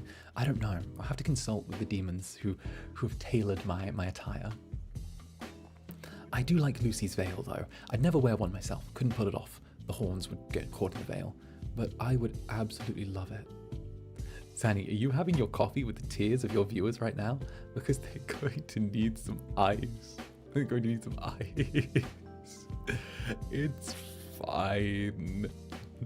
I absolutely adore having coffee with all of you, and honestly, this is a wonderful first start to the stream. I didn't think that this would actually go as well as it has, but agree, Lucy, agree. The veil is very much a slay. It's a strong move.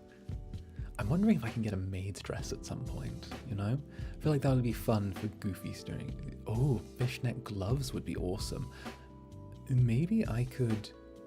Horn jewelry. I love horn jewelry. Maybe I could get those like arm warmer fishnets, you know, those fishnet arm warmers. I think they'd look good on me, you know? I could go with like a slightly more 2000s disco scene, discotheque sort of thing, you know? I hate saying it, but you know, think of it as like the kind of 2000s couture sort of thing. Maybe I could do that. This is becoming a Zanny art prompt stream. I don't mean for it to become an art prompt stream, and of course, if anyone does draw me, I immediately get filled with this overwhelming sense of appreciation. I immediately just go, oh my goodness, You took the time to draw me. I don't know. How can I compliment this more? But I've gone on my long tangents before about how much I love just artists and what they do. And I have a huge appreciation for them. You know, I never feel like any compliment I give is high enough, because you didn't see my drawing, Huffs. I might not have seen it yet, but I do check the Twitters, and I do check the hashtag Netherriz, and I do check the hashtag Netherbanter, and I do check I check all of my hashtags every day at least once. So if it doesn't get seen straight away, it will get seen in 24 hours. That's a promise. Hello, Jim. Welcome in. Come on in. Maid Zanny was a huge thing. Maid Zanny, I did not expect. I feel like that was just something that came out of nowhere, though. I'm still not sure how that all happened. I definitely want to, because I've obviously I made a short about the maid's dress incident. I have no idea how that happened. It came very quickly and sort of just went just as quickly. But the fact that a large amount of any art of me is actually Zander Netherbrand in a maid's dress is very funny. But I do want to make more shorts, just talking about debut and some behind the scenes stuff and just how things get pieced together.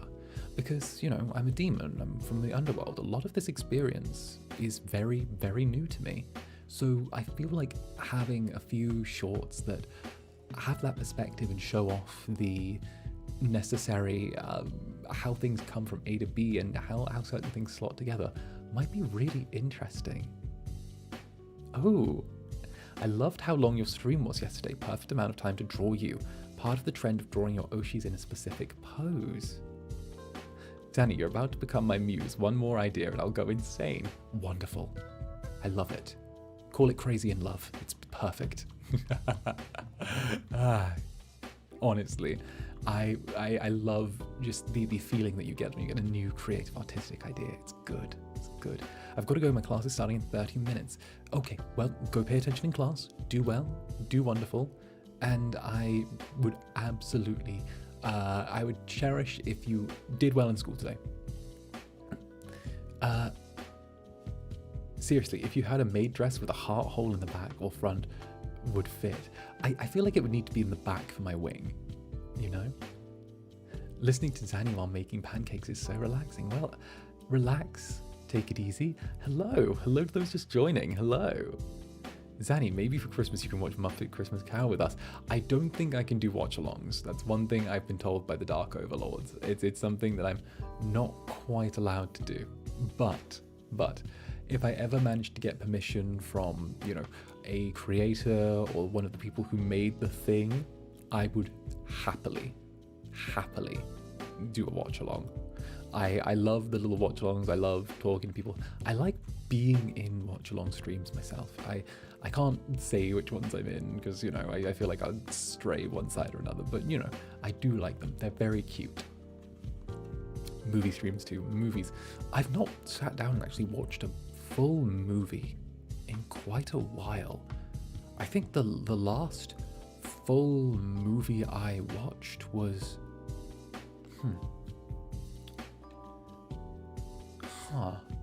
I think it would have to have been the second Avatar movie, you know, but...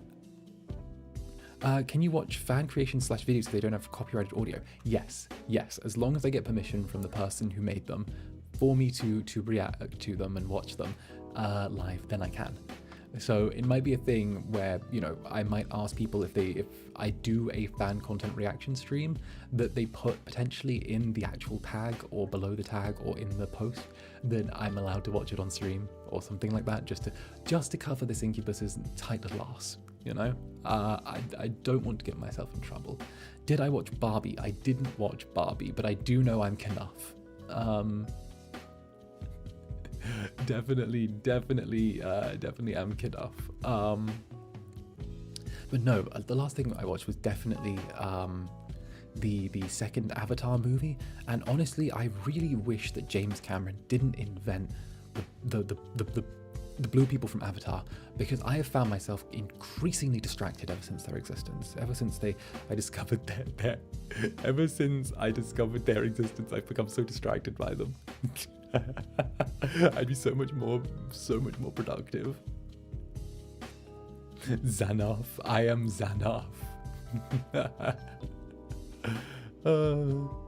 I am Xanath. I definitely am. I definitely am.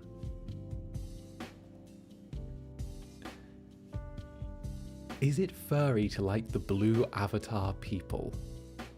I've had this debate with my gen mates. No. I've had this debate with my gen mates many times. They've tried to tell me that it's furry to like the blue avatar people. I disagree.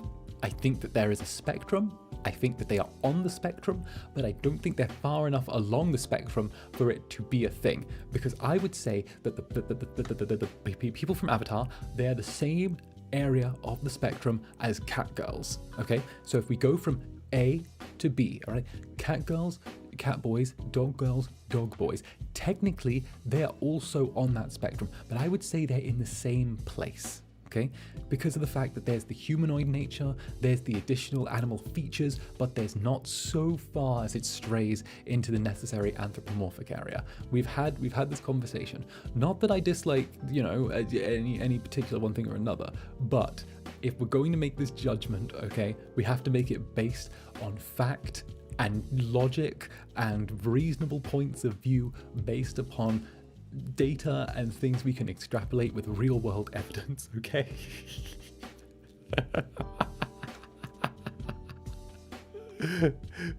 I'm cooking. I'm cooking. There's a bulletin board with red string. I'm trying to find Pepe Sylvia.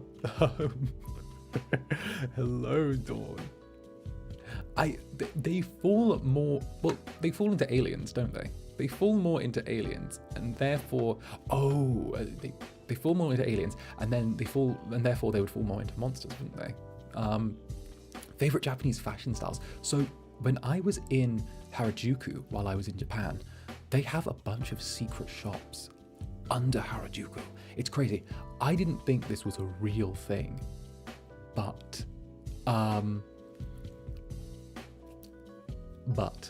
there are secret stores that are like along the side of the street.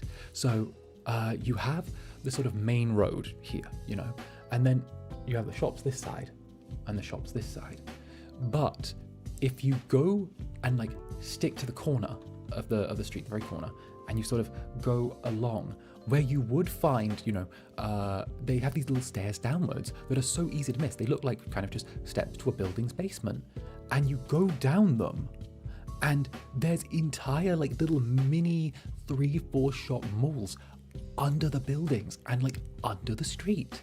And they're super exclusive. Like they're all punky, and bands shop there, and they're really exclusive. And there was one where they were like, I walked in and they were like, oh yes, the people from this band shop here. Oh, the people from this band shop here for their clothes. The people from this band shop here for their clothes. And I'm like, I gotta get something.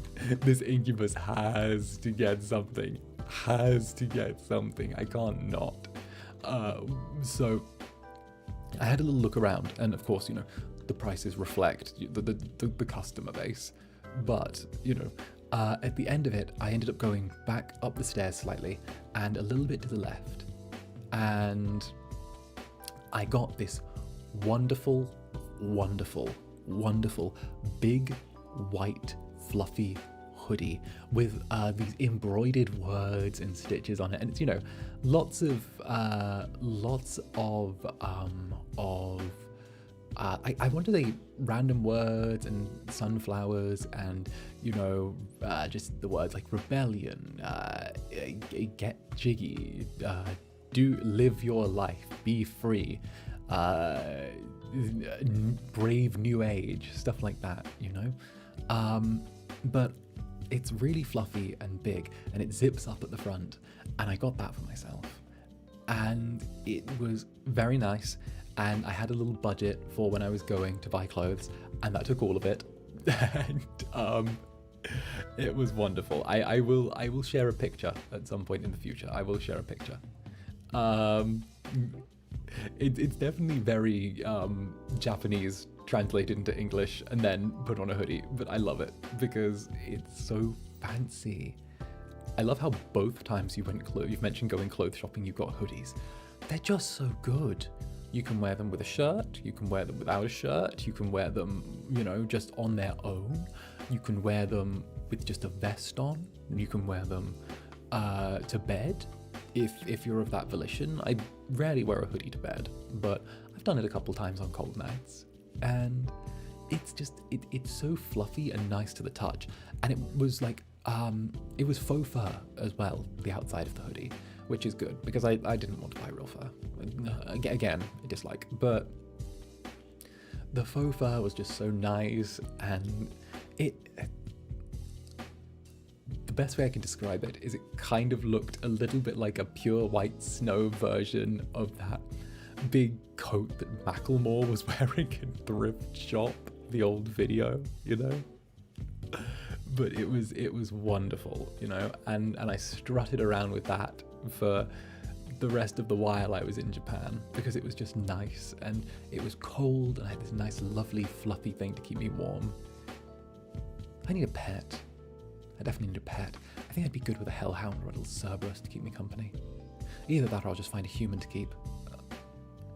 Another coffee.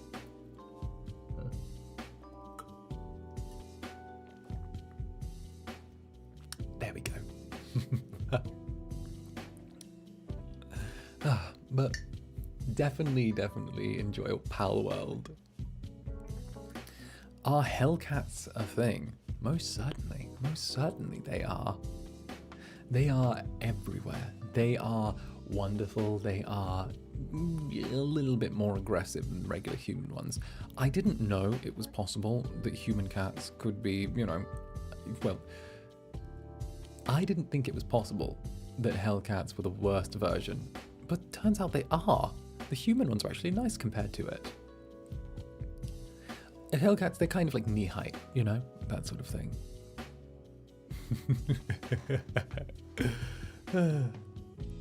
But it's definitely, I definitely enjoy sort of the differences between this human world and the underworld and all of that. It's definitely something I prefer. Please. Oh no, I've said a thing. Am I more a cat or dog person? I've mentioned this before, but I am a cat person mostly, but I love dogs as well. It's just that when cats and I are in the same vicinity, something about me gets those cats to just come to me. For example, when I lived with my old roommates, one of them owned a cat. I have to tell you the story of the cat. I have to tell you the story of the cat named Lucy. Oh, I have to. But my old roommate, she had this cat, and this cat, he was an absolute darling. He was wonderful. And this cat, she just saw me and she was like, "You're my uncle now," and ended up liking me a little bit more than her owners. But my former roommate got a cat with her girlfriend at the time, and the two of them, you know, got this cat together, and they were like, you know, oh, we've been together 4 years, we're in love, everything's going to go well, and you know, now we have a cat. It's a thing. So eventually time moved on. I moved out of the place we were staying. My roommate went with her girlfriend, and the two of them ran off to I believe it was somewhere in Italy to, you know, live together. It felt very much like a classic French film, you know, the two of them heading off to go live somewhere with their cat. But then they broke up, and my roommate's girlfriend stole the cat and ran off to yet another country. So my roommate called up her father, who was in like Lithuania or somewhere in the middle of nowhere, and they fly all the way from Eastern Europe and Italy to some other third location in Europe to break into the ex-girlfriend's apartment, to break in, right, while she's at work, to get the cat to return to her real mother. My roommate. There's no shared custody. The girlfriend didn't want to share custody. She just took it, and it was my former housemate's cat. So they break in, they take the cat, they leave everything exactly as it is. Everything else they just leave. She gets her father, who's like a locksmith, to unscrew the locks, unscrew the bolts, and then open the door, take the cat, put it in a little thing, get it ready for transport, screw the locks and the door back together, and they're out. They're gone. They're gone. And all I can think is, you flew thousands of miles to get your cat. You broke into your ex's apartment with your father, didn't touch anything, unscrewed the door, unhinged it, got in, got out. Like, it was John Wick, Ocean's 11, lesbian mother retrieves her cat. And all I can think is, that's insane. I'm a demon and you're insane. No shared custody? No chance for anyone to go, hey, let's figure this out. No. Just let's go with full stealing the cat. And yes, and ever since then, it's been, we don't know where the cat went.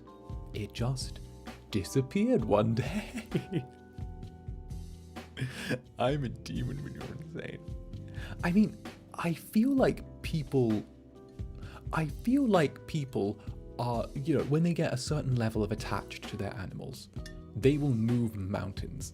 They will go to hell and back for their cats, their dogs, their whatever, anything.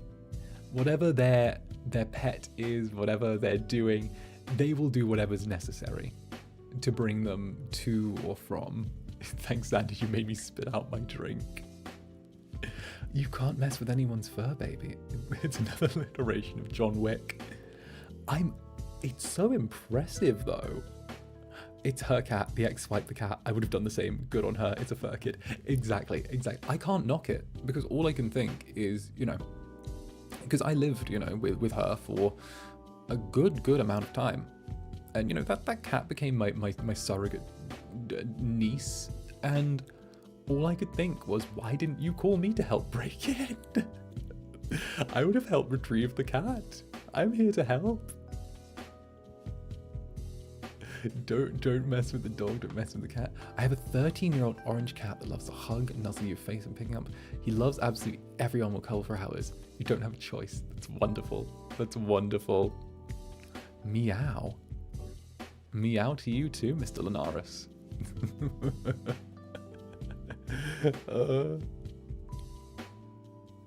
Hello. The cat was summoned. Bro who hacked my PC? Wait, what? What is this?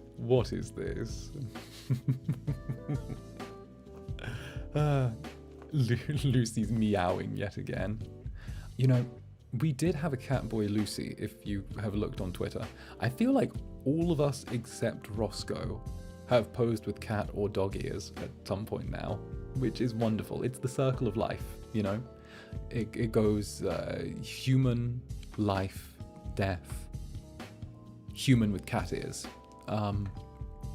or dog ears, of course. They are both absolutely wonderful. I did do the little Neander thing, and I threatened Roscoe repeatedly. When I turn up on the Roscoe stream, it's going to be with the little cat ears, the little, let's do this thing. But yes, Luniaris is real. Is real. It's cute. It's very cute. My two cats are both 12 years old. Well, I do like cats, but I also do like dogs. I only lived with dogs for a very short time. I was staying at my uncle's place over in, what was it, the fourth, fifth circle of the underworld.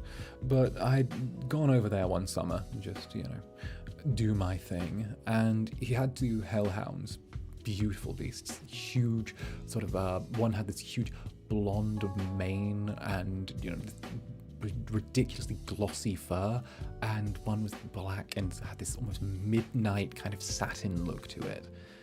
Absolutely wonderful. 11 out of 10 would pet them both again. But they had such a loving temperament despite being hellhounds. If they saw you and they wanted a cuddle, these were big dogs, by the way, these were big hellhounds, they were up to your waist. They're up to your waist, They would just dive straight on you. No chance, off your feet, and they're licking your face. 𝓂𝓾𝓻, and you love wolves too, right? Ah, yes, the resident wolf boy in chat. Yes, I adore wolves. They're wonderful. They're very cute. Big dogs are so cute. They are. The one thing I love about big dogs is they never stop thinking they're puppies. They always think they're puppies. They always do. They always do. And I think it's so adorable.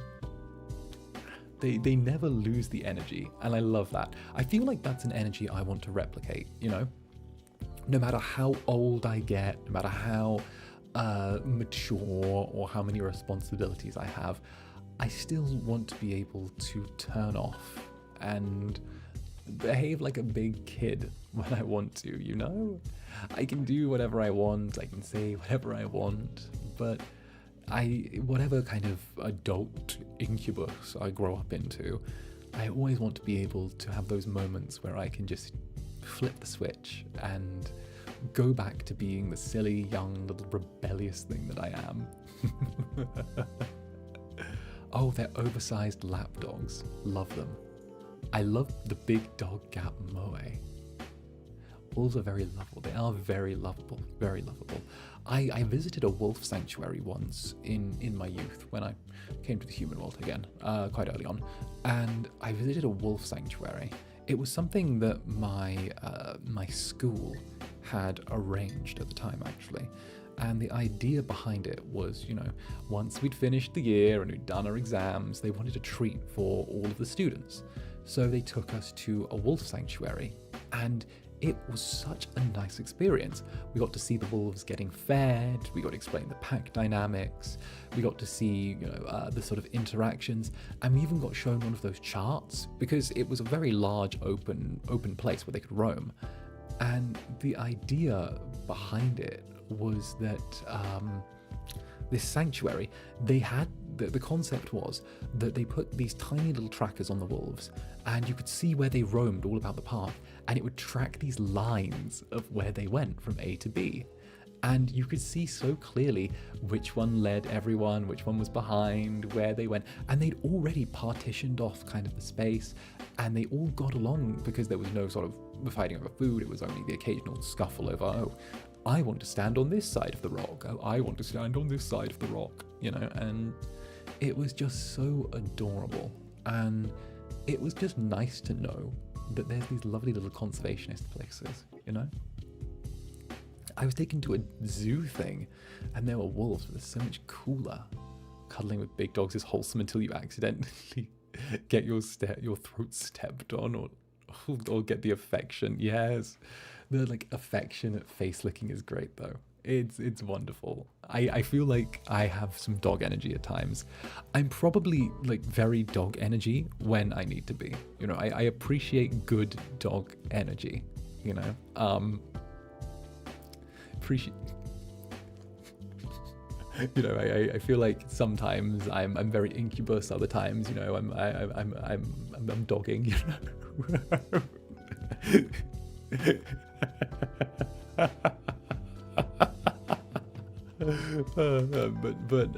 Yes, but every time I see these sort of big dogs, I absolutely adore them, and just it's the little scritches. But sometimes you've got to be doing. You've got to have the cat energy. Sometimes you've got the dog energy.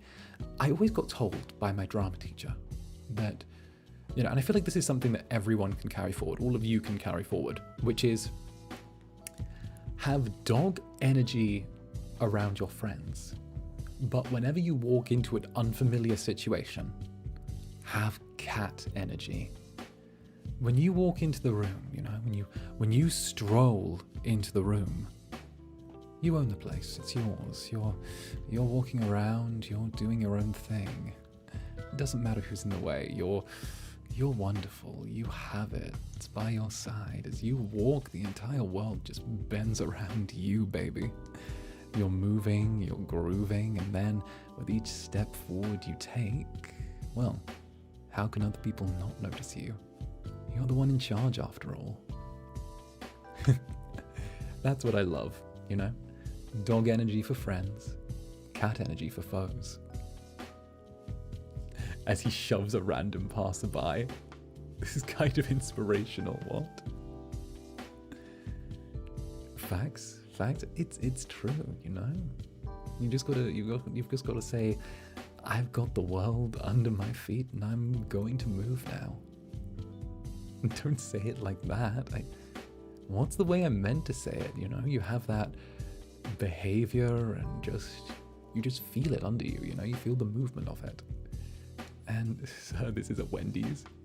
And it works. Combine those two powers and you get fox energy. Cat software running on dog hardware. Although you could flip it around and go with what? Cat software running on dog hardware running on cat software, which would be hyenas? I think hyenas. I want to draw you like a stereotypical theatre director with the beret and the ascot and everything. Oh, me turning around saying, what was it that I would get told? Mind your blocking, stand on your mark, hit your mark, mind your blocking, remember your lines. To be early is to be late. To be late is to be late. To be on time is to be late. To be early is to be on time. A good actor is always 5 minutes early at least. Remember, on stage, you are Chekhov's gun. You are the thing that draws the attention. Do not fire a blank. No, I'm getting flashbacks from directors. Oh, it's a thing. I love musicals, though. I love musicals. I got really into musicals in, I suppose, a certain time in the underworld, but I loved it. The absolute. There was one musical I auditioned for, but I didn't get the role for it. But I always wanted to be Saint Jimmy from the Green Day musical, The American Idiot.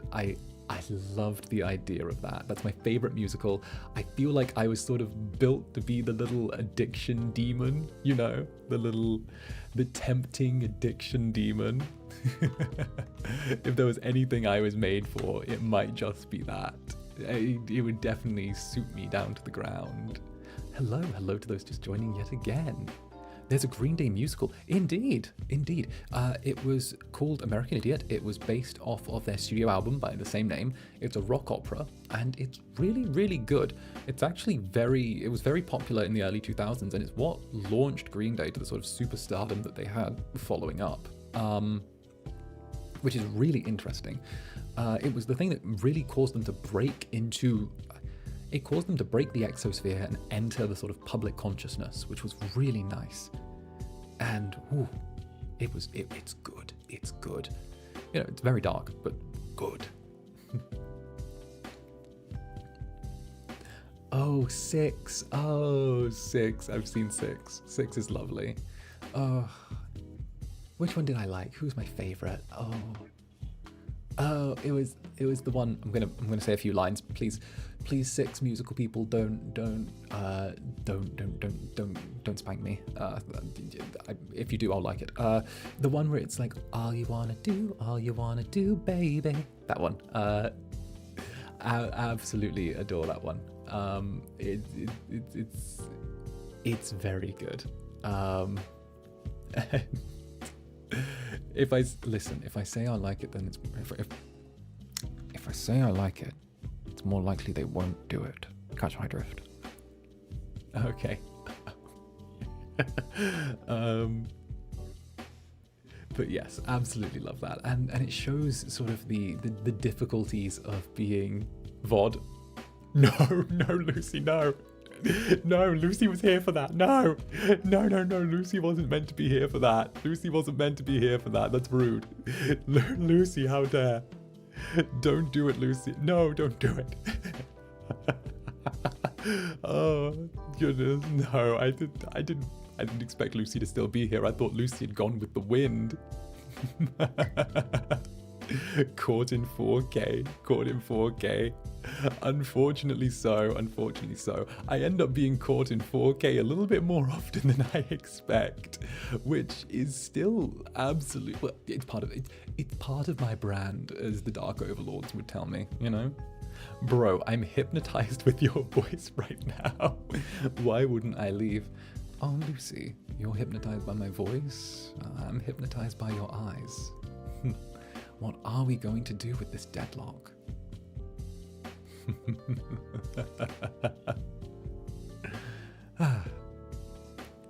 Lucy's one of us. I can't relate. Ayo. Ayo indeed. Zander is. Do the fanfic. Get a room, you two. Just kiss already. I can say. I didn't tell anyone this yet, but I actually have my ASMR setup all completely done now, which is great. I'm only running a Blue Yeti mic right now, which isn't ideal. I would have wanted to maybe go for like a higher quality mic or do a duo mic setup, but I did the math in my mind and I would need to change out some stuff and get a couple audio processing units that I'd need. But the ASMR setup is actually ready to go. I'm actually going to release a short video before I do that, and sort of as a little tease. I like to tempt, I like to tease, you know, just to see that everything's going to be going in that direction. But I thought a cutesy little ASMR stream might be something that slips and slides. I didn't expect to actually have the setup ready to go this early, but somehow I managed to fix all of the tech gremlins in like 45 minutes. I spent 2 days trying to fix tech gremlins, and then I sat my ass down, curled my tail up, and before I knew it, I was ready to actually have everything to go in 45 minutes. Madness. Sometimes things just click though, you know? It's like when you're stuck on a level at a video game and you're doing it over and over and over and over again. And then what happens is you take a little bit of time away, you come back, and then suddenly I can already see all of your moves, Moog.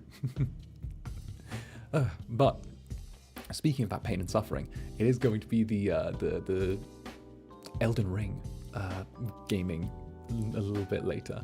Zanny, your whole debut was a tease. What are you talking about? True. My whole debut was a tease. My little teaser trailer, where it's like, oh, welcome to Club Netherbrand. I can't remember what I said, but I said something. Zana Samar happens, nobody will hear from me ever again. I'm going to die immediately. I mean, it's something that could be really fun, and I like the idea of just sort of playing into it. It could be good. And like I said, I had a whole long thing, I think. I have to be honest, the days are blurring together. It was either yesterday or the day before, where I was talking about storytelling and the idea that I wanted to kind of create a very intuitive, very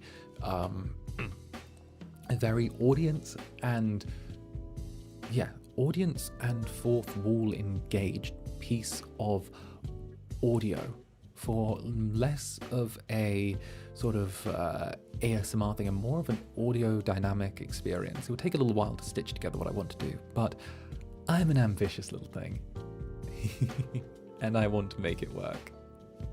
I ascend. What's your opinion on stepping on people?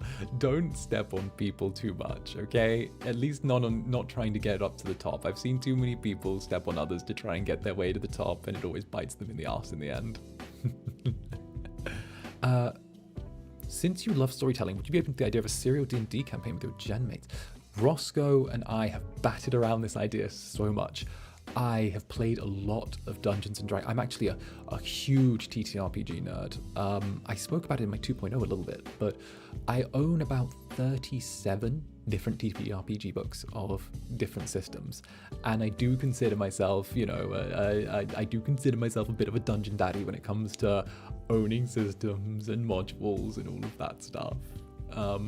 But definitely, I would drag them into a one-shot any day. And if Roscoe doesn't want to take the initiative, then I'll do it. I'll do it.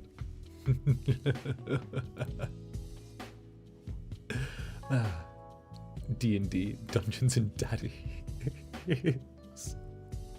Zanny being such a little nerd like the rest of us. True. Oh, my netherlings have that sort of good... I like that we have similar interests, you know? There's always overlap. I feel like there's such a nice amount of overlap. Can we have a book of the day for your recommendation? I mean, I have earlier in the stream gone through a lot of books, but if you guys actually want me to recommend a TTRPG, so a Dungeons and Dragons-esque style RPG book, I will actually give a very strong recommendation to one. I purchased one recently, or should I say I had one purchased for me recently, which I absolutely adored, and I've been keeping very close to me ever since. And that is the Walking Dead universe RPG, which is very interesting. It's set in The Walking Dead, but the actual system they use is what interests me. They took a success and fail system based off of dice types and turned it into the idea that the more successes you get when you attempt to perform an action, like I want to open a door, the more successes you get that are beyond what's necessary to perform the action, the cooler and more impressive you make it. So it becomes really interesting. Ooh, oh, Mooney the Spoonie. ASMR, you said the Scottish name and Zander ordering you to run around the theatre building 3 times and then beg to be let back in. Oh, yes, 𝓂𝓾𝓻. Tis a thing. Oh, it was, that's definitely a part of it. Never say the Scottish play in a theatre, otherwise you're in deep trouble. And I'm not in a theatre, so I can say it, Macbeth. Hubble Bubble Toilet Trouble. Did you ever play the Walking Dead game from Telltale? Oh, Clementine, my beloved. Clementine, my beloved. Clementine, my beloved. Oh. And Lee. Oh, and Kenny. And Jane. Sorry. There's hatred in my heart. There's some hatred in my heart towards some of those characters, like Luke. Finally, I get Streamlabs to cooperate. Oh, Mooney the Spoonie. Sometimes it is a bit of a wrestle, I will admit. But on Friday, the drinking stream is also doubling up as a celebration of this channel getting monetized. So I finally get super chats unlocked, and I'll be unlocking memberships a little bit after that once I finish having the badges designed, and it's good. And I feel like the timing was perfect. I got told by, the Dark Overlords to arrange the celebration as soon as possible, but I thought, I don't want to rush it. I want to ease us in. I want us to have Friday night drinks together. I want you and me to sit down, turn down the lights, pour a bottle of the good stuff, and then just relax, talk about where we've been, where we are, and where I want to go with you, All the good stuff. Have I ever heard of Vampire the Masquerade? I used to run Vampire the Masquerade. I played the game, the video game. I used to run the game. I've got some of the original V20 stuff, and I even have like an old hardback from back in the day. Do I play visual novels? I do. It's not technically a visual novel, but I do recommend if you do like visual novels. I Was a Teenage Exocolonist is a really good one. Like, phenomenal. It's great. I love I Was a Teenage Exocolonist, which is good. Would you try on stream Bloodlines 2? I've already reached out to the Bloodlines 2 people, or should I say the Dark Overlords have, and we've asked whether or not I can play it. We've not heard an answer back at this time, as it seems they are still very early on in development. and they're not quite accepting applications for people like that. But when I know, you will know. Will you play Date with Death on stream? I do intend to do that. It's on the list. Oh, I'm very Toreador. Darling, I'm VTM, Toreador through and through. Toreador through and through. Any visual novels you want to play on stream? I want to wait a little bit and see what comes out in the coming year. A lot of visual novels I feel like get done to death when they come out, so you have to be quite quick on it. So I want to wait until one comes out that really catches my eye, or all of you recommend for me, and then I can go snip, snip, snip, snip, snap, and just be straight on there, you know? But yes, I definitely want to do Date with Death, and I will do everything possible, you know? Doki Doki Literature Club, that's a classic. Monica. Zanny, how do you know when you've got someone when seducing a victim? Trying to figure out expressions. How do I know when I've got a victim? Well, it's not about what you can hear or what you can know. It's a mixture of two things. First of all, it's hearing. I hear their heart beat just a touch faster in their chest. It pumps blood just a little bit more. And then I look in their eyes. I look deep in their eyes for just a moment. And I see it. The pupils dilate just slightly. As soon as they look away, it's back to normal. But when they're on me, that heartbeat, the way their pupils just dilate, the chemicals rushing through their body, it makes them tingle. And I can tell in that moment, they're all mine. Sure, the facade of the hunt is still on, but in that moment, they're already mine. They just haven't figured it out yet. And that's how I do it. You just figure it out as you go. Good morning, Zander. Good morning to you too. You arrived at a good time.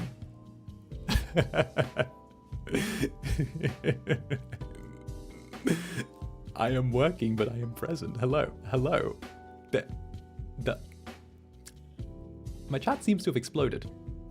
Give me one moment. It seems to have exploded. There we go. It took an extra moment. Oh, pheromones or magic. Don't need those. Don't need those in the slightest. No, pure skill alone.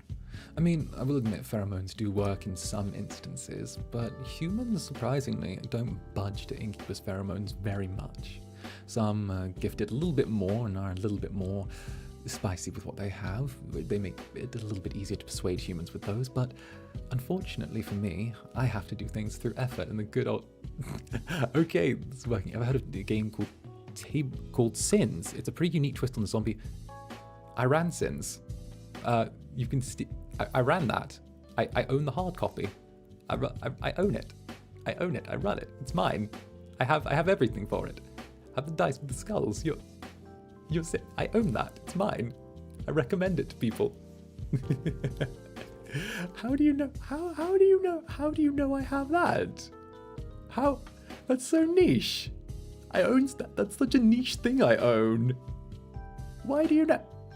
I'm very impressed that you know that. That's such a unique thing. You ever played Detroit Become Human?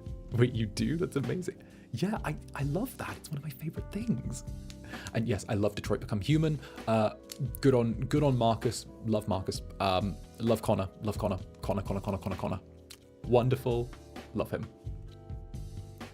Hello, it's 1 a.m. Thank you for staying up so late with me. What can I say? Long days make for long nights. Zanny is so based. I'm not based or cringe or anything in between. I'm just your friendly neighborhood incubus. Connor appreciation. Do you know Stars Without Number? I love Stars Without Number. I love Stars. I have that too. I love the system and how it has, the connect rolls and the talk and how it's built as its own little amazing 2d6 system. Zanny climbing the Oshi ranks at rapid speed. One of us, one of us. Indeed, I suppose I am very into the nerdy stuff. It's there. I've said I own a lot of TTRPGs, a lot. It's a personal passion of mine, honestly. I think that's probably where most of my free time goes. Amount of barking in chat is unholy. Zander, will you have a Discord server? So, I am not allowed to have my own Discord server. I know, unfortunate. But tis the rules. But I am allowed an unofficial Discord server. And by that, I mean I cannot officially endorse it. I cannot say it is me. I cannot be in there necessarily. But there is one. And it can be found. If you roam over to Twitter, it can be found over there. There is a link. And I'm certain that someone will post the link in perhaps the VOD comments at some point. Mayhap. Who knows? Hey. Oh, more books for TTRPG funds. Oh, thank you so much. The TTRPG funds are appreciated. I must always grow my collection. Always. Any advice for getting into TTRPGs as a beginner? None of my friends are into them. Oh, okay. It's an amazing way to meet new people. So, believe it or not, when I first came to the human world, I had a bit of a difficult time mixing with people and making new friends. And then I discovered this group on the internet where I could go to a bar and play TTRPGs one night. And I joined it and I met these strangers off the internet, and they were all these gentlemen in their 30s and 40s and 50s, but I had such a wonderful time being the most gorgeous little incubus there and playing like TTRPGs with these much more mature individuals. I would go back week after week, and there I was with these much more mature friends, and I was like, hi guys. And yes, yeah, but my advice for getting into them, I would say pick one, start simple. The starter packs are really easy. If you go on Reddit or any Roll20 or any of the sites, there are always people who are looking to take new players in and play starter games with them. I would say the best thing to do is just get a little starter pack, find a starter-friendly group, and dive on in, because it's a great way to make new friends. And I still am in touch with some of the people I used to play with, and it's been 6 years, maybe 7 since then, and it's just wonderful. I absolutely adore it.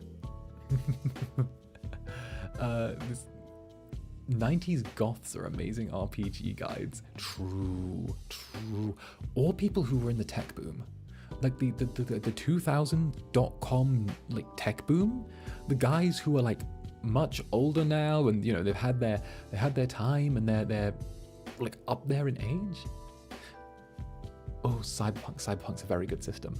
And also, you know, we've just had Cyberpunk 2077 be out. It's very good. It's very good. I need to get over my nervousness and reach out to a group, I think. Honestly, feel free to just dive in. Say that you're a little bit nervous. This is your first time. People want to be accommodating. Despite me being an incubus, I do believe in the good in people. I believe people are fundamentally good, and that people want to help each other when given the chance. It's just the way you're kind of wired. Humans, that is. And I think that given the right opportunities and the right time, everyone is fundamentally okay. Blue Apple. What happened to my other wing? Did I get hurt? Indeed I did. It was a long time ago now, but unfortunately I lost the wing. I'll tell the story again on Friday night, but for now, I'm going to, for those who want to hear it again, I do have my little 2.0 VOD, and of course I have my my little chatty chat stream from yesterday, day before, but it's really good, really good. I I definitely enjoy the telling stories and sort of going on about. The man's voice is a mix of honey and lavender. Indeed.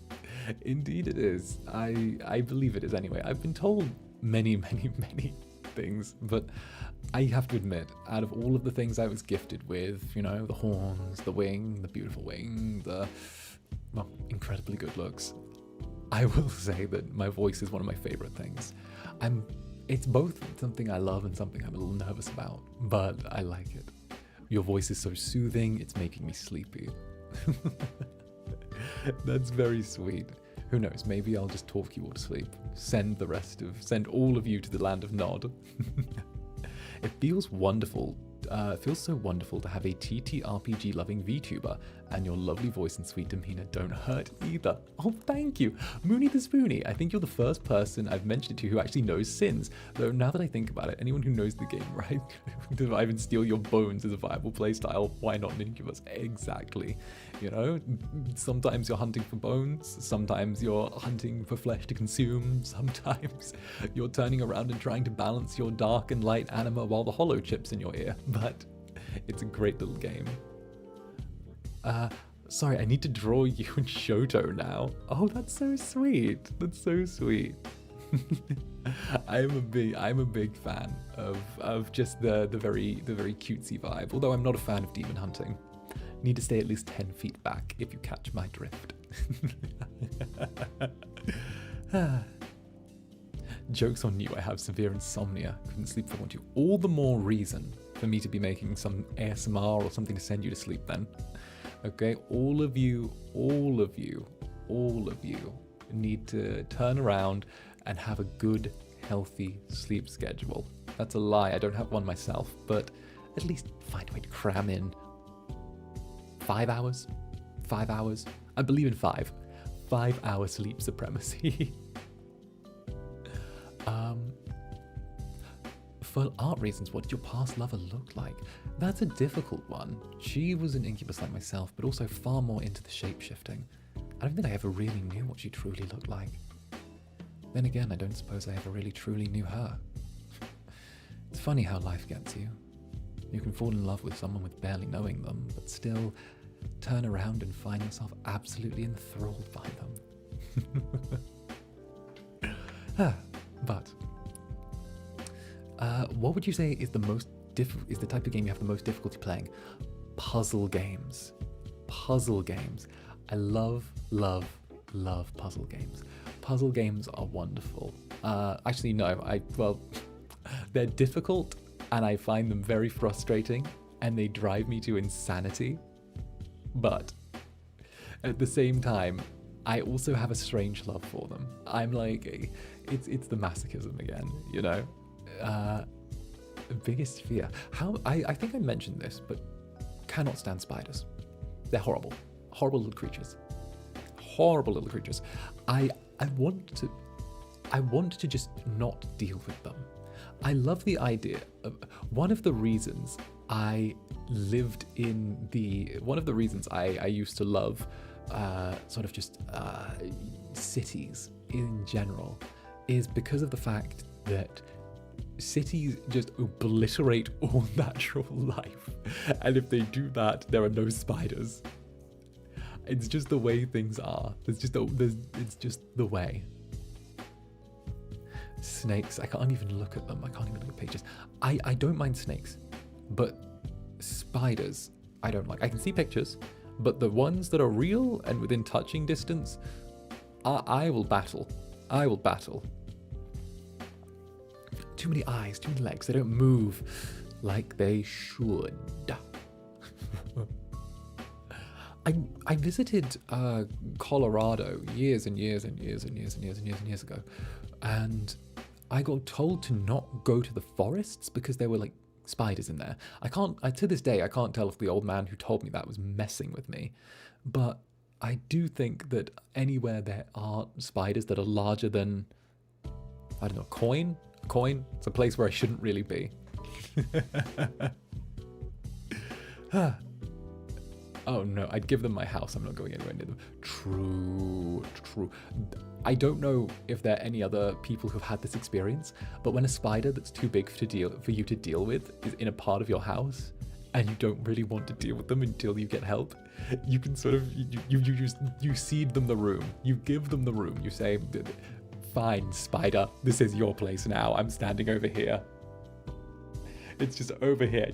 You don't deal with them. You give them that part of the room. That belongs to you, or it belongs to them until a grown-up gets home. Someone who's more grown-up than me gets home. I feel so silly. I feel so silly saying that, but it's a thing. I dislike centipedes. Centipedes, millipedes. I suppose it's leggy boys. Leggy boys are a thing. There are snakes that fly. Like what? Wait, like barracudas? No, barracudas are fish. They're not snakes that fly. Wait. Let me check. Let me check this. I need to check this. One moment. Snakes that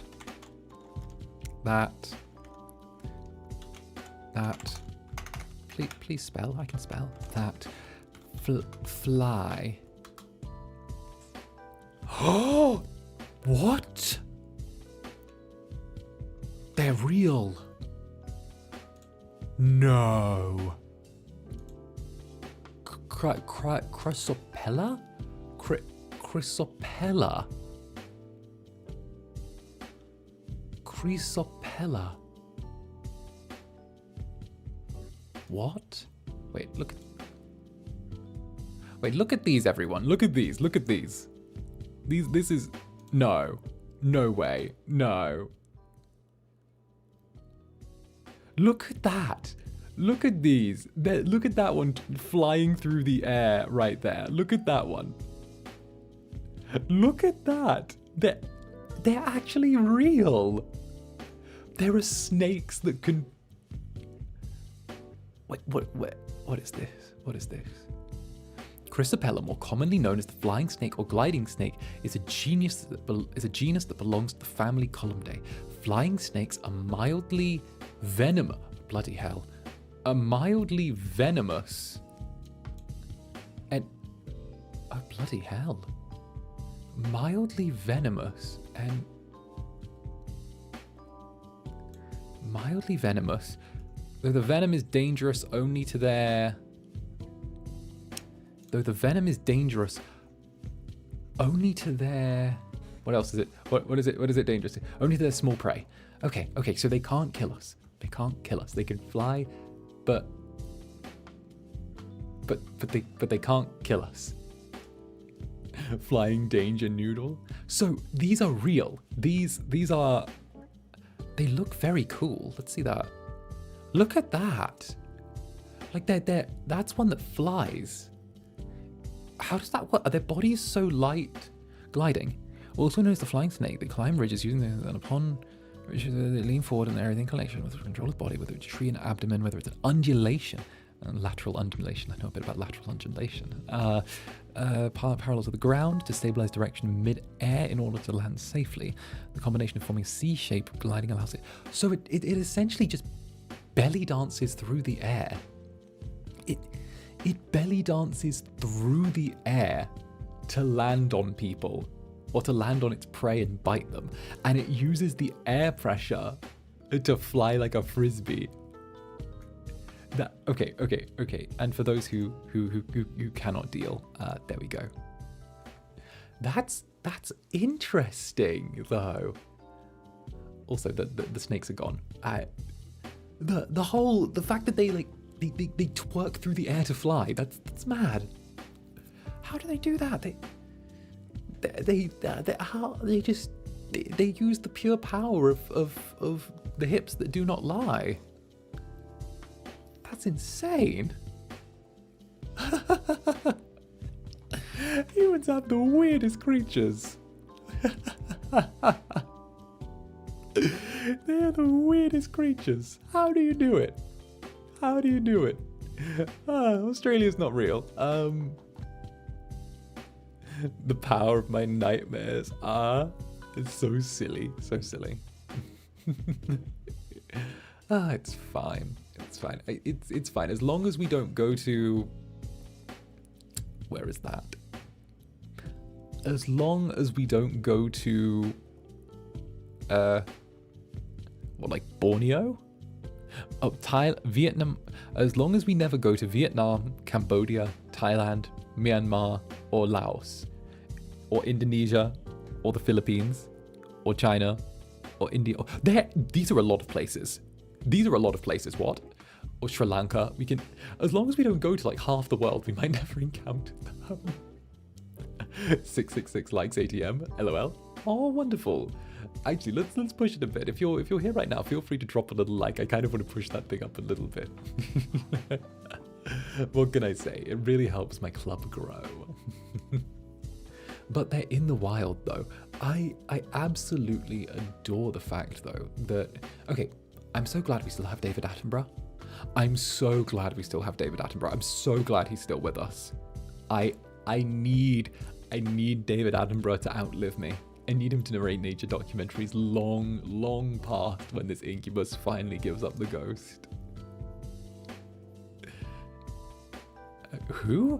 The documentary guy. You know, the documentary guy. Let me do his voice. The one-winged incubus stalks its prey through plump Netherbrand.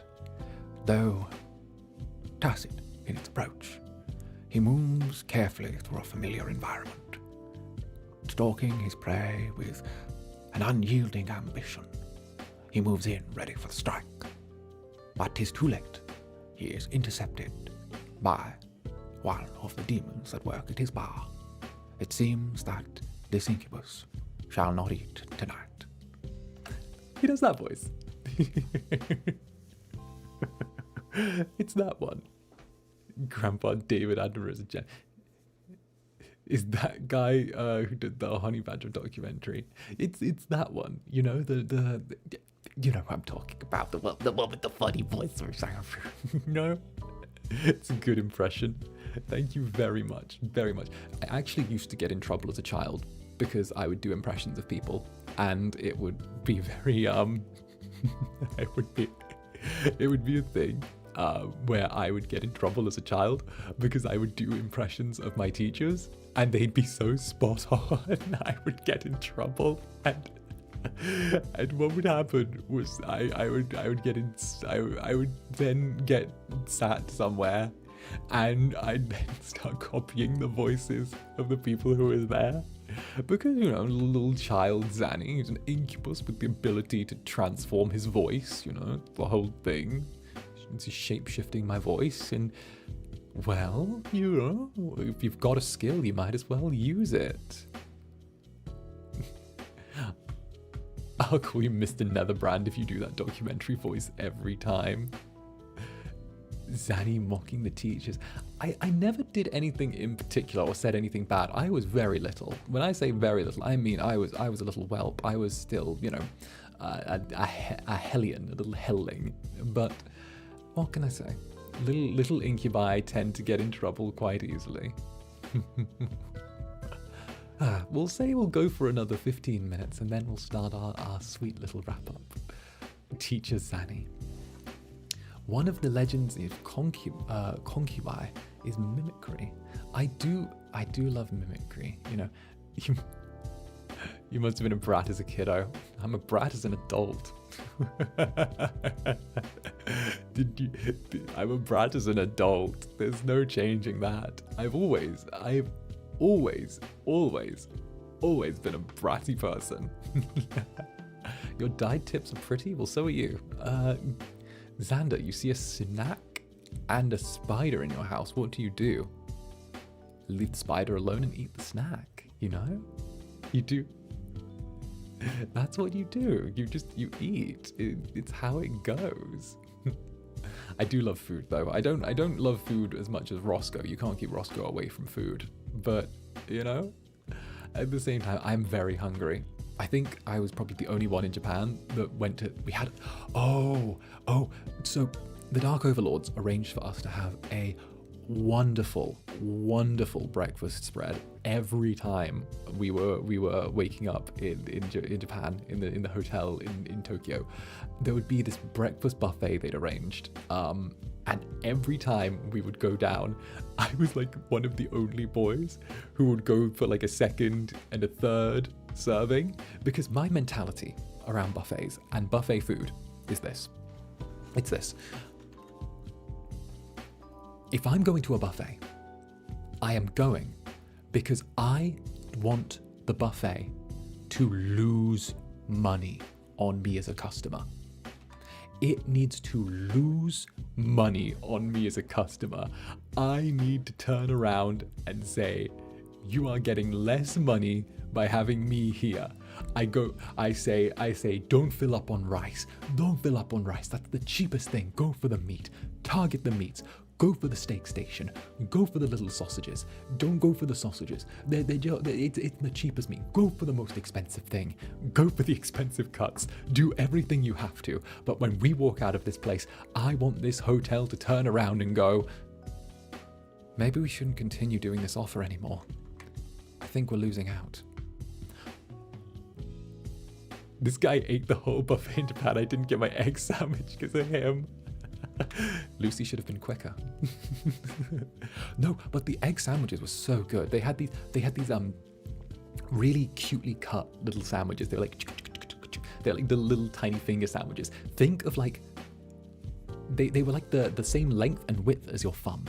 But they would have these tiny little thin slices of ham and these tiny little thin slices of little egg, or maybe they wouldn't have egg, and they'd have a tiny little bit of mustard in there, and they were so good. And you know, you've got to take like half a dozen of them, you know, because technically half a dozen little finger sandwiches make one half of a sandwich. So, you know, tiny food always tastes better. It does. It's the hors d'oeuvre experience. I love the hors d'oeuvre experience. Just sitting around with your little toothpicks in food and going, you know, well, I'll just take some of this. Let me just take the hors d'oeuvres. Let me take the camberets, the camisat, no, not the camisetas. You know what they're called. It begins with a C, with the little cami, the kaga, the coming, the something. But they're like the cabarets, maybe? Canapes. Jewel. There we go. Jewel. Thank you so much, Jewel. I said coming. The canapes. You know, they have the little waiters with the little canapes, and you're just going, I'll just take one of these. Teehee. And you're eating them, and they've got the little sticks, and crudité. Love crudité. Crudité, that's just a fancy word for chopped up vegetables with a dip, but crudité is lovely. Love crudité. Charcuterie boards. I love charcuterie boards. Charcuterie boards are very nice. I got him to say it. Yeah, sure. Me absent-mindedly admiring the Maid Zanny fan arts. Oh, lovely. But yes, you know, I love a good charcuterie board. I had my first wine and cheese night with someone like a year or two ago, maybe a year ago, where we bought like cheese and little biscuits and like wine, and it was me and 3 other friends, and we sat around and we ate it, and it was my first time doing this. It's like a grown up, and I was like, when I was a kid, I was like, I don't get what's going on. It's so boring. None of the parents are doing anything. They're just sitting around eating wine and cheese. It's boring. It's like little Zanny being like, I don't really care for this, you know. But no, when you hit a certain age, sitting down with 3 friends, glass of wine, board of cheese, little meats, some crackers, maybe some grapes. Oh, the height of decadence. You sit there, you talk, you bitch about things, you say, oh my goodness, did you not hear about how Belial's turned around and is doing this, and this? Like, oh my gosh, darlings. And you know, it's so there. You hit a certain age, and yes, you hit a certain age and your taste evolves like a Pokemon, or perhaps a nondescript pocket creature. For real though, it's so fetch. Maybe I should do a wine and cheese night with all of you. That would actually be so good. We could do a little, I could get a little charcuterie board for me. We could sit down. Maybe I could do like a little hand cam. We could have a little wine and cheese night. That would actually be so cute. Maybe that would work. Now that might be, I'll bat around the idea. I'm alcohol intolerant, so I'll just bring my orange juice. Oh, sure. Yeah, no, we have a variety of orange juice, pineapple juice, whatever. Absolutely wonderful. But, you know, I will drink the wine for you if it's not your thing. I will drink the wine for you. I will sit around. I'll have my little, I could set up a little hand cam, you know, and I could be like, oh, look at us go. Here's a little bit of wine and cheese, a little biscuit. Tee. That would be adorable. It would be such a cute little space. I'm down to have a glass of wine with everyone here. That sounds adorable. I love that. Pineapple juice, I see. Indeed. Always have to keep stocked pineapple juice. It's very important. Key part of the resume. What do you find yourself always grabbing first when you partake of a charcuterie board? I always find myself raspberries, blackberries, or grapes. Grapes are always a good start. The sweetness is a wonderful palate cleanser. Any wine recommendation besides Pinot Noir? I'm a fan of sweet reds. I've been told that I am therefore a child with terrible taste for my love of sweet reds. But I would say sweet reds, very nice. I would say anything. I used to drink some yellowtail, but I feel like that's just too lowbrow now. But yes, just dry reds, and sweet reds are just my thing. Zanny surprisingly sounds really mother. I mean, kind of. I swing very aggressively between being mother and being daddy. So we'll see how it goes.